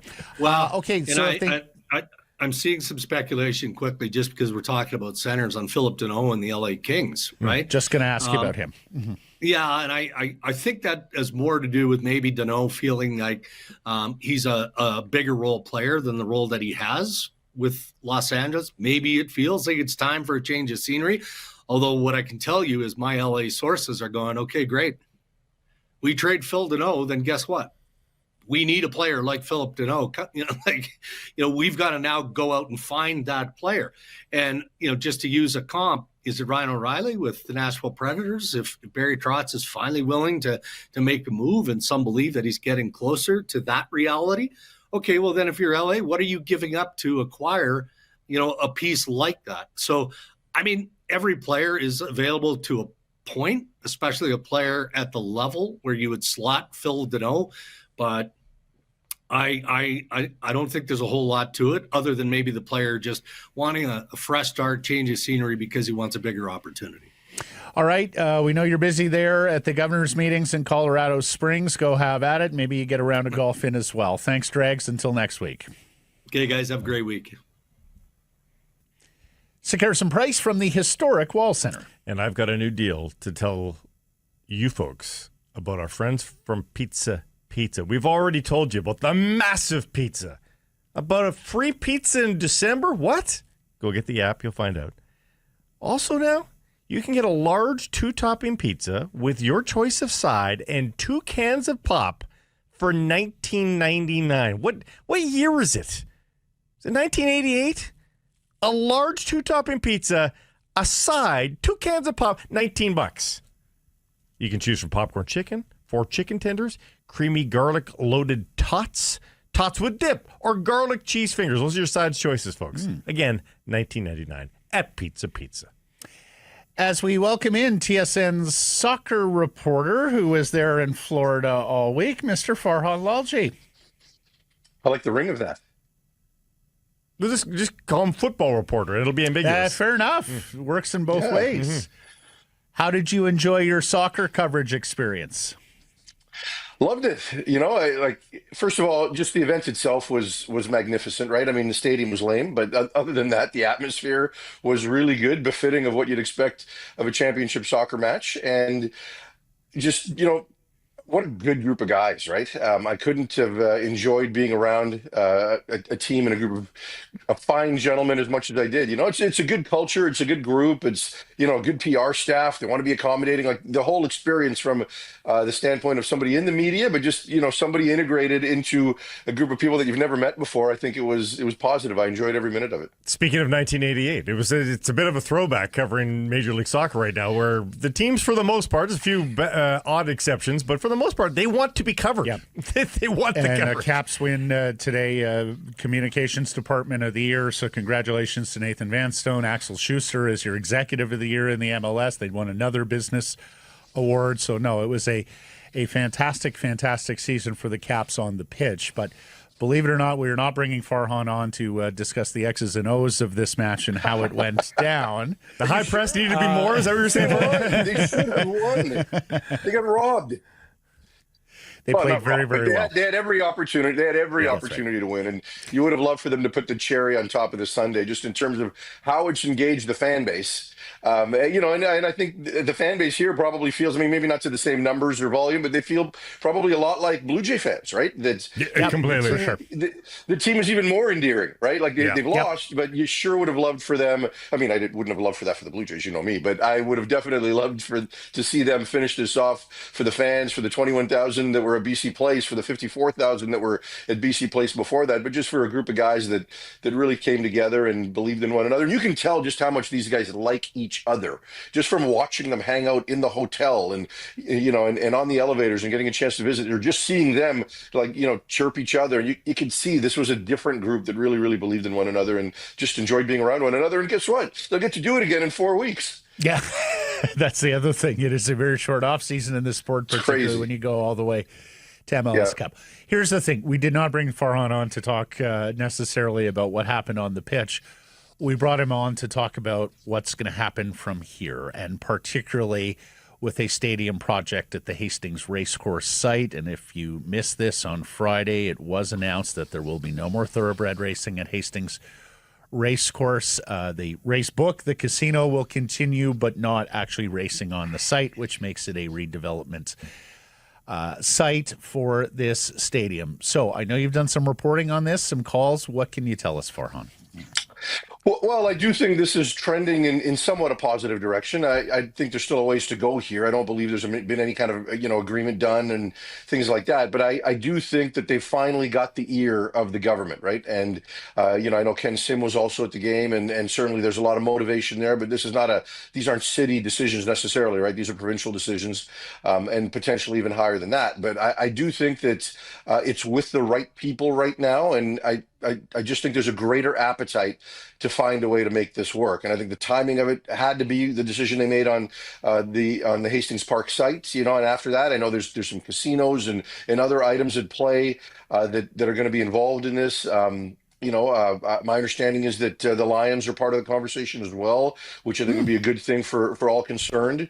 Again, don't know that that's official, but I do know that discussion's happened. And nonetheless, look, I think that Don Garber is going to continue to push and push and push and push. I'm not sure at what point the messaging works or hinders the process, but ultimately I think the team has gotten to the right people. They've showed them the numbers about why this has to happen, and without it, the team's going to move. But it just feels to me a lot like the '95 Mariners, right? That team was all but gone, and they went on this epic run, and it really captured the imagination of the region, and it got the politicians involved a little more motivated to get this thing to the finish line. And I think ultimately that's what you're going to see happen here. And in that case, it's a great comparison, first of all. And in that case, it actually worked in a lot of ways. In that, T-Mobile, as it's known now, Farhan, it has not housed a great team since they built it. But for the most part, it's been reasonably full. Like, the attendance has never been to a critically bad level since they built that stadium. So the old adage of if you build it, they will come has kind of worked out for the Mariners. And hey, you want to be a good, relevant team regardless, and the Whitecaps will endeavor to be that. But they do need a space to call their own. The Whitecaps and probably the Lions too. I mean, BC Place feels like a football stadium, so I'd say a little less so for them, but still, it would be nice to be in something where, hey, it makes a lot more business sense for the Lions as well. Yeah, I mean, look, ultimately size matters, right? So you've got that in terms of what this all falls under, and I think relative to other really old stadiums, that BC Place still has relevancy, and I think it's still a good vibe and a good place to be. And maybe I'm thinking that more from a football perspective, but I think you've got a stadium that's a little too big for both teams 95% of the time. And then you've also got a lease agreement, which makes it untenable. And I know that both teams struggle with that part of it, right? So, I know the soccer folks think soccer only is kind of an important thing. And look, I'm not a soccer person, so while I disagree with that from the outside, I do think there's a place where that can work for both groups, and I think would be a good thing. And I think grass would be a good thing. And I think you need to make sure that it's covered so that spectators in this part of the world, it's not just the winter months, right? As MLS goes through a situation where, you're talking about a schedule change and what that's going to look like with December and January games in Vancouver. May can be pretty bad here as well, right? I mean, October can be pretty bad here as well. So it might wind up affecting more games and the fans more often than you might think in the early stages, right? In terms of how it's presented. Okay, not wrong. I want to narrow in, though, on this story about the stadium, and particularly after what Patrick Johnston wrote in the province. So Mayor Ken Sim spent some time with those 2,000 Whitecaps supporters who were down in Florida, and he told them there will be some good news coming on the stadium side. Patrick reported that there is a memorandum of understanding that there's going to be a vote at some point soon here at Vancouver City Council, and it sounds like Vancouver City Council is ready to green light the Whitecaps in terms of developing that Hastings Racecourse site. So what's your understanding? They get permission to develop the site. Then what are we looking at, Farhan? Well, there's got to be some sort of financial commitment to actually build the site, right? From as far as the stadium is concerned, and whether or not, I'll be interested to see how much development beyond the stadium is part of that MOU, right? So the city gets to make that decision, but ultimately they're going to be going to the province for some money to build said stadium, right? So does it turn into, well, you can build a lot more than just the stadium, and that's going to finance the stadium? Or, does it become the provincial government getting involved in a larger way? And just think of how much they've spent on BC Place on its renovations this time around, along with what they had to do ahead of 2011 or 2010, I should say. So, all of that's at play. But like I said, I do think that once this gets pushed through on the city side, I do think there are some sympathetic ears on the provincial government side that maybe weren't there before, right? So, like I said, that vote could happen as early as this week. And then if it does, I think, you'll really see some more additional positive momentum to get this thing going forward. BC Place isn't coming down anytime soon. The Whitecaps and Lions need it because the stadium's going to take a long time to be built and okayed and all that sort of stuff. But 15 years from now, let's say all this goes swimmingly, and in 5 years' time there is a stadium there for at least the Whitecaps, and if it's the Lions as well, boy oh boy, then we're really talking like, what is the purpose? Can you see 15 years from now that new stadium at P&E and BC Place existing at the same time? I don't know. It's a tough one, right? I mean, when we saw the stadiums in Seattle, now again they built two. The Kingdom had to come down. We see in Montreal that there's been some appetite to keep Olympic Stadium up, and I think that one has been the real eyebrow raiser because there just is nothing going on there, and it's in constant rebuild phase, and where you can't do certain things there, and they continue to put money at it, and it's far away, right? Whereas this is prime downtown real estate for BC Place. Imagine what it could look like if they wind up deciding to develop that in different ways, and the amount of dollars that can be attached to that, right? So there are people on the Whitecaps side who tell me that the fact that the dates that are booked there for the Whitecaps, it does tend to get restrictive a little bit for BC Place, right? Just in terms of turnover and multi-day events and things like that, where it may or may not be available. And now I think that's them spinning it, saying, let's find a way to keep both, because I do think if you're the Whitecaps, there might be some games that you want to keep at BC Place if you host an MLS Cup, or if you have to play in the middle of December and January, there might be an appetite to do that. A CONCACAF Champions Cup for the Lions, a Grey Cup, or a West Final. There may be an appetite to do that. So I think they'd love for it to be there for them when needed. But I think because of where that stadium is located, I think it's a challenge. I think that's a real decision that the government's got to have in the back of its mind. That short term, to get this there, it might cost us this. Guys, if the Lions and Whitecaps, I do want to specify both teams. If there is a stadium on the PNE site for the Lions and Whitecaps, I'm sorry, but BC Place is on borrowed time at that point. They already have more empty dates of the on the calendar than they have full dates. You just don't have enough trade shows, events, concerts that are big enough to require BC Place. At that point, it will have hosted a World Cup, an Olympics opening and closing ceremonies, and that will be that. I mean, especially if there is any public money that is going to this new stadium, you're going to have to justify that. And I that's think logical. part of how you justify which is why that won't happen. Look at the Big O. They're putting more money into the Big O. As much as I have my challenge, Matt.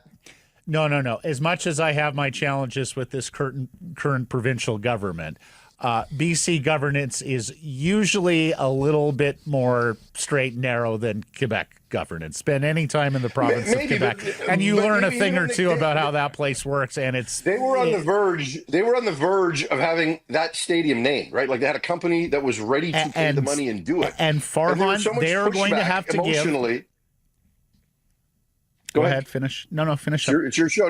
I'm just saying that you are right in the logical argument, but there are emotional arguments that sometimes force people to make bad decisions. Right? But you're saying emotional arguments. Like I continuously hear people shit on BC Place. I don't think it's burrowed into the hearts of British Columbians. I would like to think that, but I'm not sure that's a big enough constituency. Nor do I think it's a.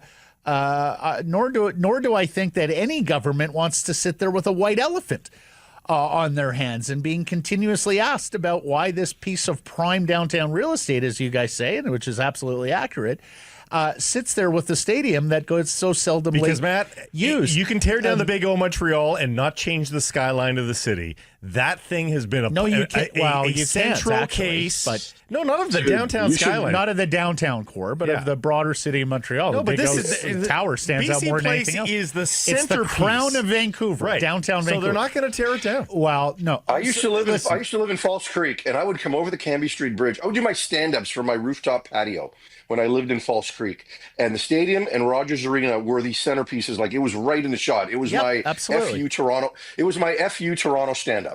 Okay? Very good, as it was for Dave Pratt. As the folks in he never came to my house. As the folks in Toronto used to call it. That said, if I go to that same spot, I can't see the stadiums anymore. When I come over the Cambie Street Bridge, I remember taking my son's German friend to the Whitecaps Dallas game, the final regular season game, because he wanted to meet Muller, and we were able to make that happen. And I'm like, oh, you got to see what it looks like when you come over the bridge. Couldn't see the stadium. The skyline has changed 10 times over. Okay, so it's a $500 million piece of art. I mean, Van Gogh and Monet would be happy to get. Not arguing with the should. It's just the will I'm arguing. But we're getting off track. Me too. We're getting off track. The other important thing about the Hastings site is the casino license, which, if you read that Hastings Racecourse release, said the casino license will continue to remain with the racecourse. But or with the vest, there'll still be a race book, whatever Hastings race course turns into. But the casino license is almost a necessary part of any kind of redevelopment of that site, right? Like that's also one of the ways how you finance it. For sure. Fair? Yeah, Farhan? I think there's a hotel part of that argument as well, or part of that conversation as well. Yep. So yeah, absolutely right. And when you know, in terms of who the land actually belongs to and what needs to happen in terms of development, yeah, I think the casino is a significant part of it. But it adds more fuel to the fact that this thing is going to go forward at some point. Yeah. There was already Here's the BC other- Transit plans coming over the Second Narrows Bridge too. That can get fast tracked. I mean, really, that's a part of town Yes. that would really thrive with something Absolutely attached to it. People have made the comparisons, large scale, something like LA Live, which has really revitalized downtown Los Angeles, smaller scale that Farhan would be accustomed to, but the Lansdowne site in our nation's capital, which was viewed as bad stadium, bad part of town, blah, blah, blah. They gave them development license. It's an entertainment district now, and now people are very happy to go to that part of town to watch their football. So the casino license is key here. The other thing that's key here, Farhan, as I understand it, and I know you were around Whitecaps ownership a little bit this weekend, I don't think Kerfoot and Mallet are doing this on their own, right? Like, I think they need a partner and a very well-heeled partner if it's going to be a development site, because at that point you're talking about an extraordinary amount of money that's going to be required on the front end. Fair?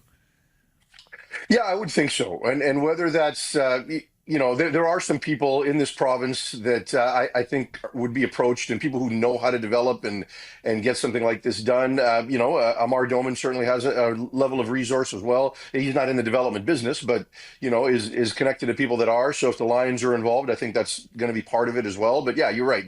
They're not just going to develop it themselves. They are going to need some additional partners to make this work. And, these conversations have been happening for a lot of time. So I do believe that it wouldn't take long to find said partners. Really? That's quite optimistic, because it's not like BC and Vancouver is at a, it's not like development is a gangbusters business right now. We've had projects that have even stopped because they can't sell them. But it's different. Right, but there are some, residential is different than commercial. And there are some that will just make the investment now when the value might be provided at a lower number, right? Knowing that eventually in this market, it is going to climb again. Yeah, fair enough. Now, you've mentioned it several times here, and I want to pin down on this as well. We had Amar Doman on the show a month ago, Farhan, and he said to us, the Lions need more capacity than the Whitecaps. He used the figure 30,000.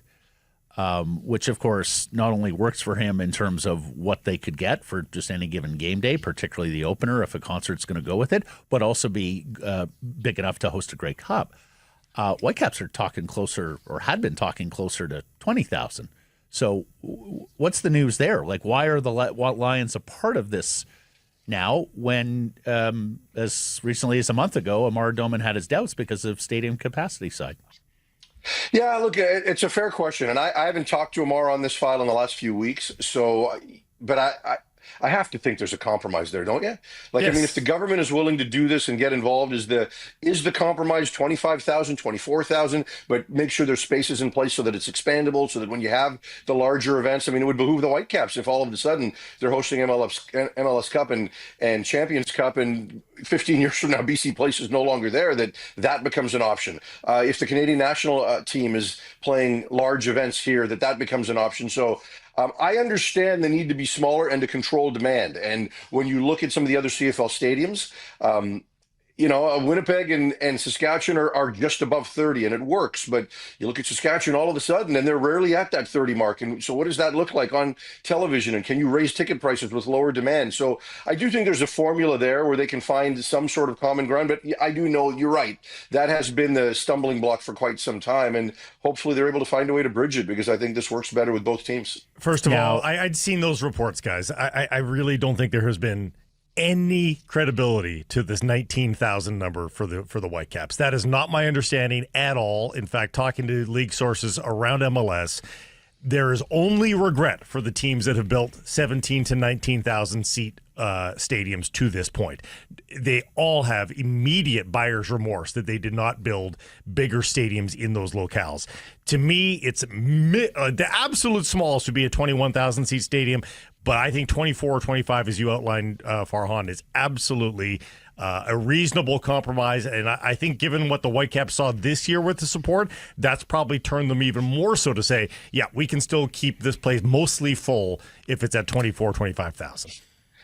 You're probably right, but there is another side to it, right? Like, will there always be a Thomas Muller type player in the building? And look, it accelerated, right? Because when you went to Whitecap games, it wasn't necessarily, it wasn't necessarily full until Muller got here, right? And then all of a sudden, it was legitimately a 25,000 that they were then able for a playoff game to get to 32,000, and then eventually 54,000. But a lot of things had to line up.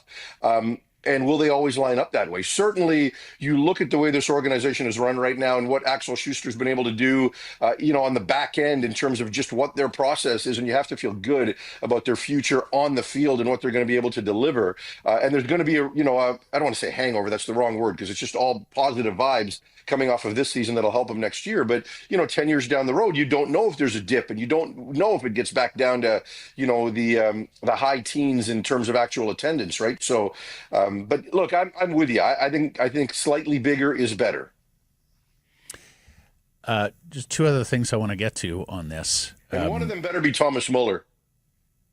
Okay. Do you know that he loves Farhan has a new romance, and his name is Thomas Muller? He was so charmed by Thomas Farhan's adding an umlaut to Lalji, apparently. Yeah. If you know anything about Farhan, it's his dog Luna, his wife and kids, depending on how their relationships Muller's are going making at the inroads time. There, though, even. Muller may be second in the power rankings when this is all said and done.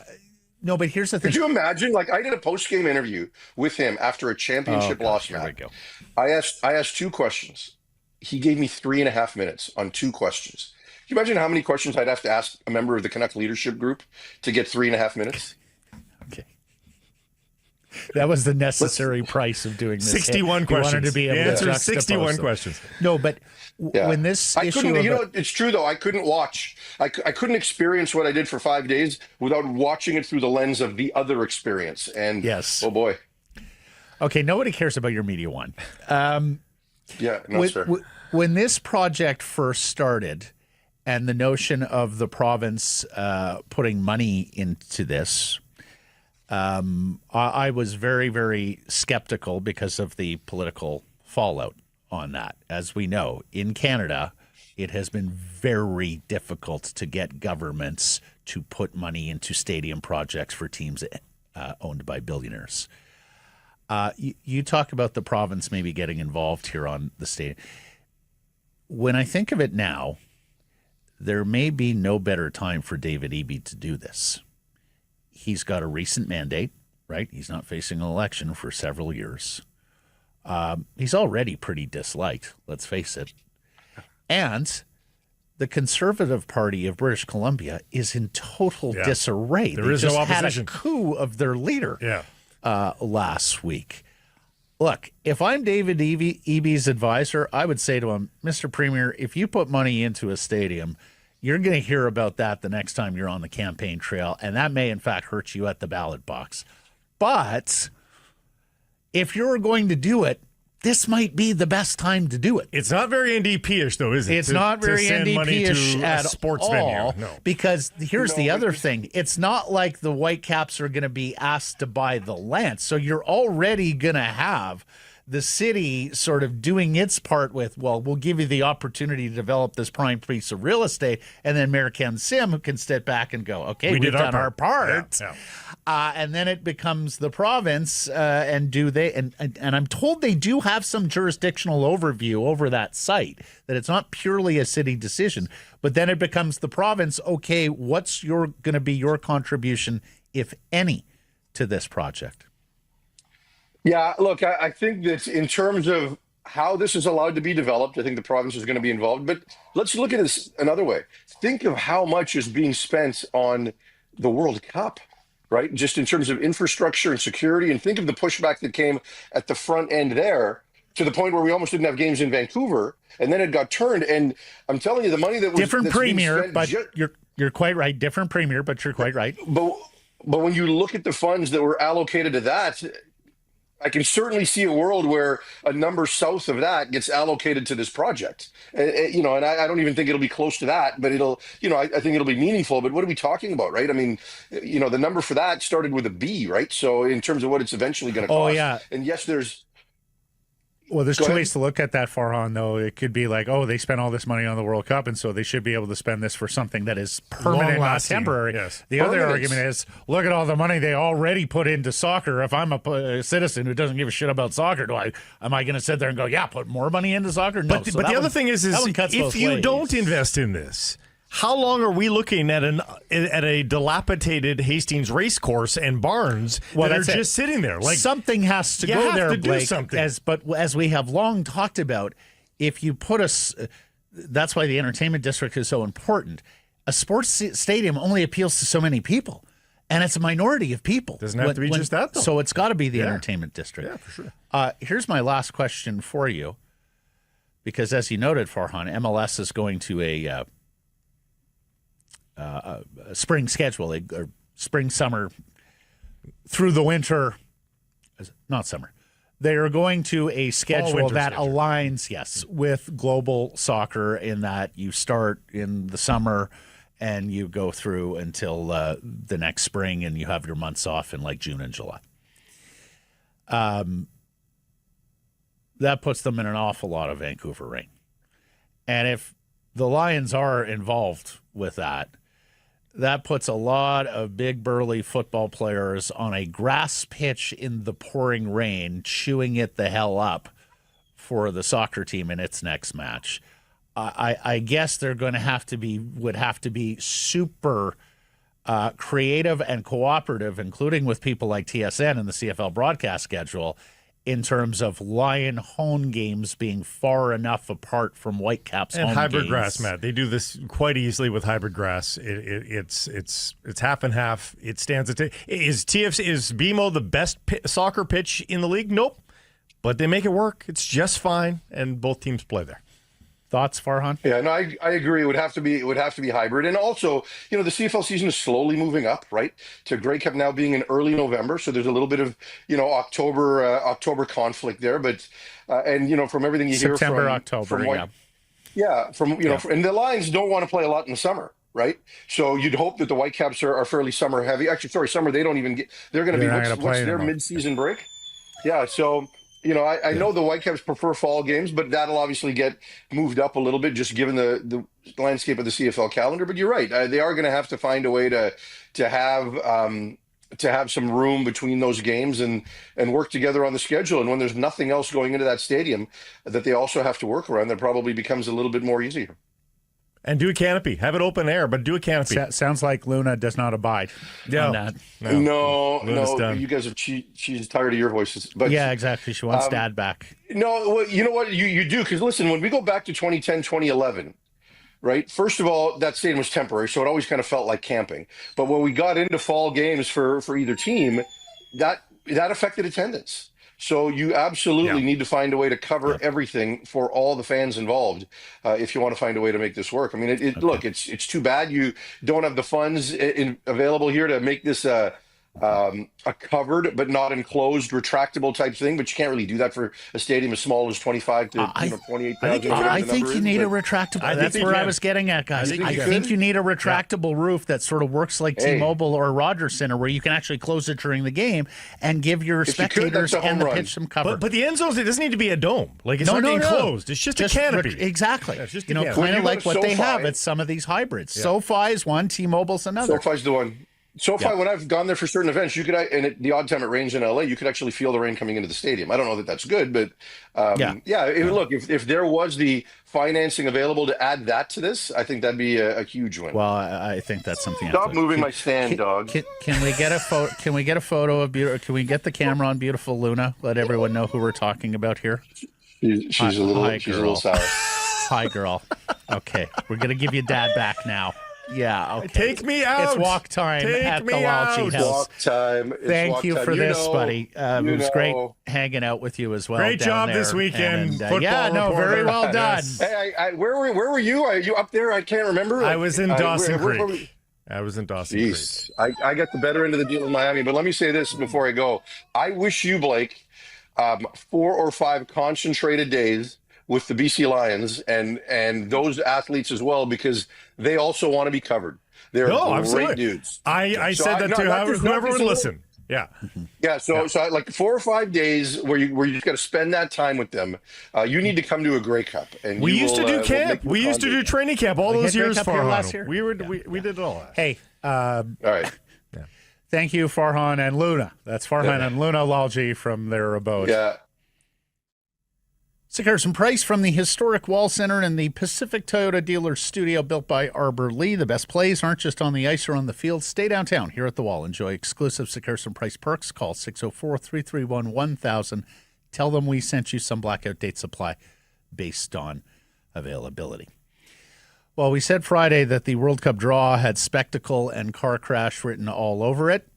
It delivered way beyond expectations. As one commentator Way put beyond. it was like a non-animated South Park episode. Yes. I liked that one. That's very good. Beyond the made-up Peace Prize for the American president, who was quick to reach for his medal and adorn himself. It was unbelievable. It was South Park. That is a great explanation for it. There was a Canadian embarrassment in the person of Wayne Gretzky. Shocking. Mispronouncing country names, Macedonia, Caraco, Jordan, I love macadamia nuts. Oh, they're so tasty. Hawaii. You Yes. get them in the little gift Macadamia nuts. packages. Despite saying he practiced them too. That was the other thing. I was like, oh my God, here's a sports star who didn't practice them and was totally unprepared because most people around him, take That care was of. with practice. Another public misstep for the great one after his interview with One Soccer at that last Canadian International friendly. You may have remembered Christian Jack. Are you Scottish? No, I'm actually Canadian. I was raised in England, but I'm a Canadian now. Oh. And, of course, his support of Trump during the 51st state talk of last winter. Perhaps it's time for Wayne to retire from public life representing Canada, huh? Yeah. You can do whatever he wants under the banner of the United States, but I think for Canada, I'm a bud done. Yeah. Canada gets, of course, a European qualifier, likely world number 12 Italy. So that dream fixture we previewed and hoped for here in Vancouver going to happen in Toronto if it happens. Vancouver gets number 51 Qatar versus Canada, number 17 Switzerland versus Canada. But would you rather see possible wins, or would you rather see the marquee opposition? Well, Switzerland's ranked ahead of us, right? Right. So, that's going to be a tough game. But, but they're just a good team. Like, they don't have a spectacular star that can burn you necessarily. They're just a really good team. I like Canada's ability to get a result out of that at the very least. Well, and I hear you talking with people like Paul Dolan and Manuel Veth, Ben Steiner, who know way more about international soccer than I do. One of the things they all mention, though, is like Switzerland just tends to play such boring games, Yes. like 1-0 virtually all the time. Yep. So we've got that. And look, the pageantry and the support for Canada will be there regardless of opponent. We just hope for wins, and we hope for entertaining games at this point, barring marquee opponents. And with the schedule release on Saturday, a day after the World Cup draw, it's now crystal that the expanded 48-team World Cup does suffer from dilution. Yes. You look at some of these games, you look at the prices, the ticket prices for some of these games, and we were asking the question as media guys around the table, Blake, what are some of these games going to sell for on the resale market? We were told to expect a marquee team beyond Canada here in Vancouver, and it turns out that marquee team is Australia? No, Belgium. Former number one country in the world. Come on. Number 26, Australia. We do have a big Aussie population here, so I'm sure they'll be out about town cheering on the Socceroos versus a European qualifier who they drew. Number 8, Belgium, as Blake mentions, was the number one team in the world when Canada played them in the World Cup opener 4 years ago in Qatar. Now, that was a golden generation of Belgian players. They are aging out at this stage, I think it's fair to say. But they are ranked above Germany. Like, Yeah, if Germany was here, you'd be like, oh, Germany's coming. Yeah, Germany's won World Cups and has... Yeah, I hear you. Is De Bruyne still like a big international star, or is he sort of on the... He was a free agent just now, and he's got a lot of interest, so no, he still moves the needle.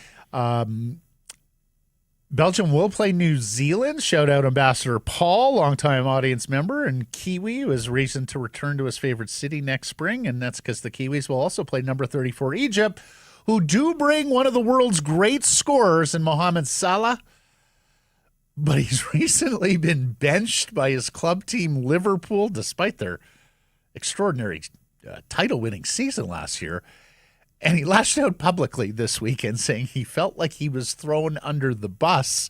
A transfer is expected for Salah before next June, when he'll be It's a huge star there. And if Turkey gets through, Turkey gets through to face Australia, you get Arda Güler, you get the midfielder for Real Madrid in your stadium as well. Like there's still some stars to come through here. All right, let's hope we get some bangers in the round of 32 and the round of 16 games that have a little bit more gravitas to them. Can we agree on that? Yeah, but I think your first statement was the relevant one to remember here is the entirety of the tournament is facing a little bit of this because of how big it is. And I know you've talked to somebody, one of your valets for your hotel down in Miami about this, is that, they've been really kind to CONCACAF in this tournament. Like they did not need to be like Curacao, as Wayne Gretzky would say, Haiti, all those teams get like, would you rather that have been Peru and Peru's not in. Know what I'm saying? Would you rather that be Peru? Like there's other big countries, and Europe has always made this argument. There should be more of us in there. We're the better teams. Well, and speaking to Manuel, he wondered, does a day come where UEFA says, okay, this is crazy, like, and basically power plays the World Cup? Because you're right, like it's possible, like that in Italy and Turkey are left out here, right? Yep.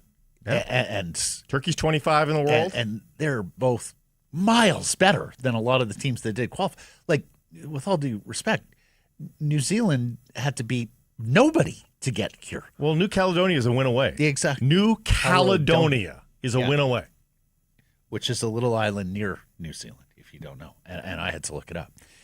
Seahawks with another lopsided win, 37-9.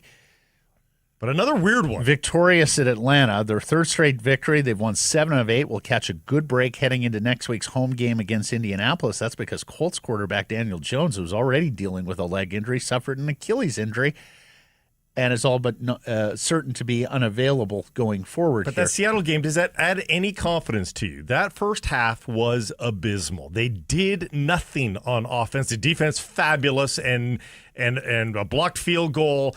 Well, I think that's it, Blake. It's now becoming a clear defense team, yes, that kind of like the Legion of Boom, kind of like that Trent Dilfer Baltimore Ravens team, maybe even my 85 Bears, you're going to have to ride the Giants team in 91 with the Hostetler Giants team, Super Bowl 25.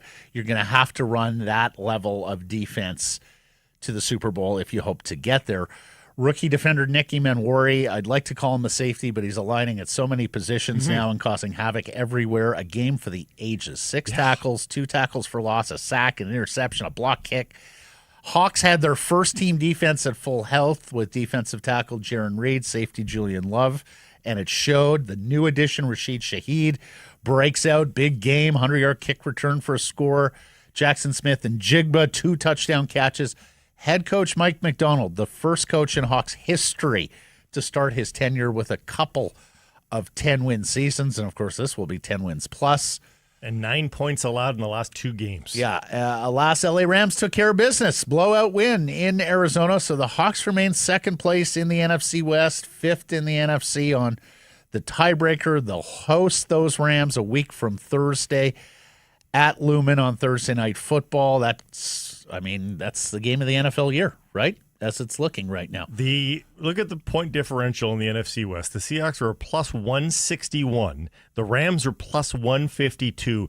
Third place in the entirety of the National Football League is the New England Patriots at 110. We are talking a 50, 60 point difference here between those two teams and the number 3, and then it goes below 100 immediately. The Rams and the Seahawks are running away from this in a lot of ways. Now, I don't know if that means that they're running away as the 2 best teams in the league, because, again, it has not been a glorious schedule for the Seahawks. They've done very well from the schedule. Well, it hasn't been a glorious schedule for New England either. I mean, they've won 10 in a row, but my God, there's if you look at the lineup of teams they beat. But we're going to learn a lot more about them, even with the lack of a quarterback for the Colts. I think the other facets of the game, you can measure yourself a little bit, and then, of course, the Rams coming up. Well, elsewhere around the NFL, speaking of those Colts, they not only lost Jones, they lost a third straight game, handing Jacksonville the outright lead in the AFC South and falling to third place in the division after Houston beat Kansas City on Sunday Night Football. KC in a world of trouble now, 6-7, 10th place in the AFC, 2 games out of a playoff spot, with a number of teams to jump. Pittsburgh upsets Baltimore, takes back the division lead in the AFC North. Green Bay beats Chicago. Interception in the end zone on the final play to retake the division lead in the NFC North. Did I say NFC North for Pittsburgh? AFC North for Pittsburgh. And the Chargers and Eagles tonight. Good-looking Monday night game with playoff implications in both conferences. A former Blue Jay makes the Hall of Fame. Only it's not Carlos Delgado. It's not Roger Clements. It's not even ex-coach Don Mattingly. It's former Jays prospect and rookie Jeff Kent, who you may remember, if you're old enough, was, he was a 20th round pick. It's not like this guy was like an uber prospect, but he developed through the minor leagues, and then he was used to land David Cone, the great pitcher, right? New York Mets. As the Jays were winning championships in that era, he went on to an exceptional career in the National League. He was very good for the Mets, and then he was outstanding for the San Francisco Giants. He won the 2000 NL MVP. Had a front row seat for Bonds Mania, too, right? He sure did, for all that time. He's selected by the Contemporary Era Committee, which includes former players, former writers. He beats out Barry Bonds, Gary Sheffield, Fernando Valenzuela, Dale Murphy, Clements Delgado, Mattingly. Look, I think it's clear that this committee also didn't want to consider the tainted players, Clements, Bonds, Sheffield. And I think his raw numbers plus that MVP put him over the top against the untainted crew of Delgado, Mattingly, and Murphy. Is it me or Mattingly has an MVP, but didn't have the length and raw numbers. Murphy has 2 MVPs, but again, didn't have the raw numbers. Delgado has more home runs. They're right about equal in RBIs. Delgado had the better OPS, but I think it is that MVP that probably, I think the committee looked at it and went, he's the best combination of major awards and numbers when pitted against Mattingly, Delgado, and Murphy. I haven't chewed on the numbers too much on this, and I know Murphy hits all the right spots for the people that really do the analytics on it. You and I are the same vintage. Like growing up, like Don Mattingly was a Hall of Famer. Like just in my gut, Don Mattingly was a Hall of Famer. I mean, I know he played on a crappy Yankees team for a lot of it. He's the only one, Blake. He's the greatest Yankee to never play in a World Series. Yeah. He won batting titles. He won an MVP.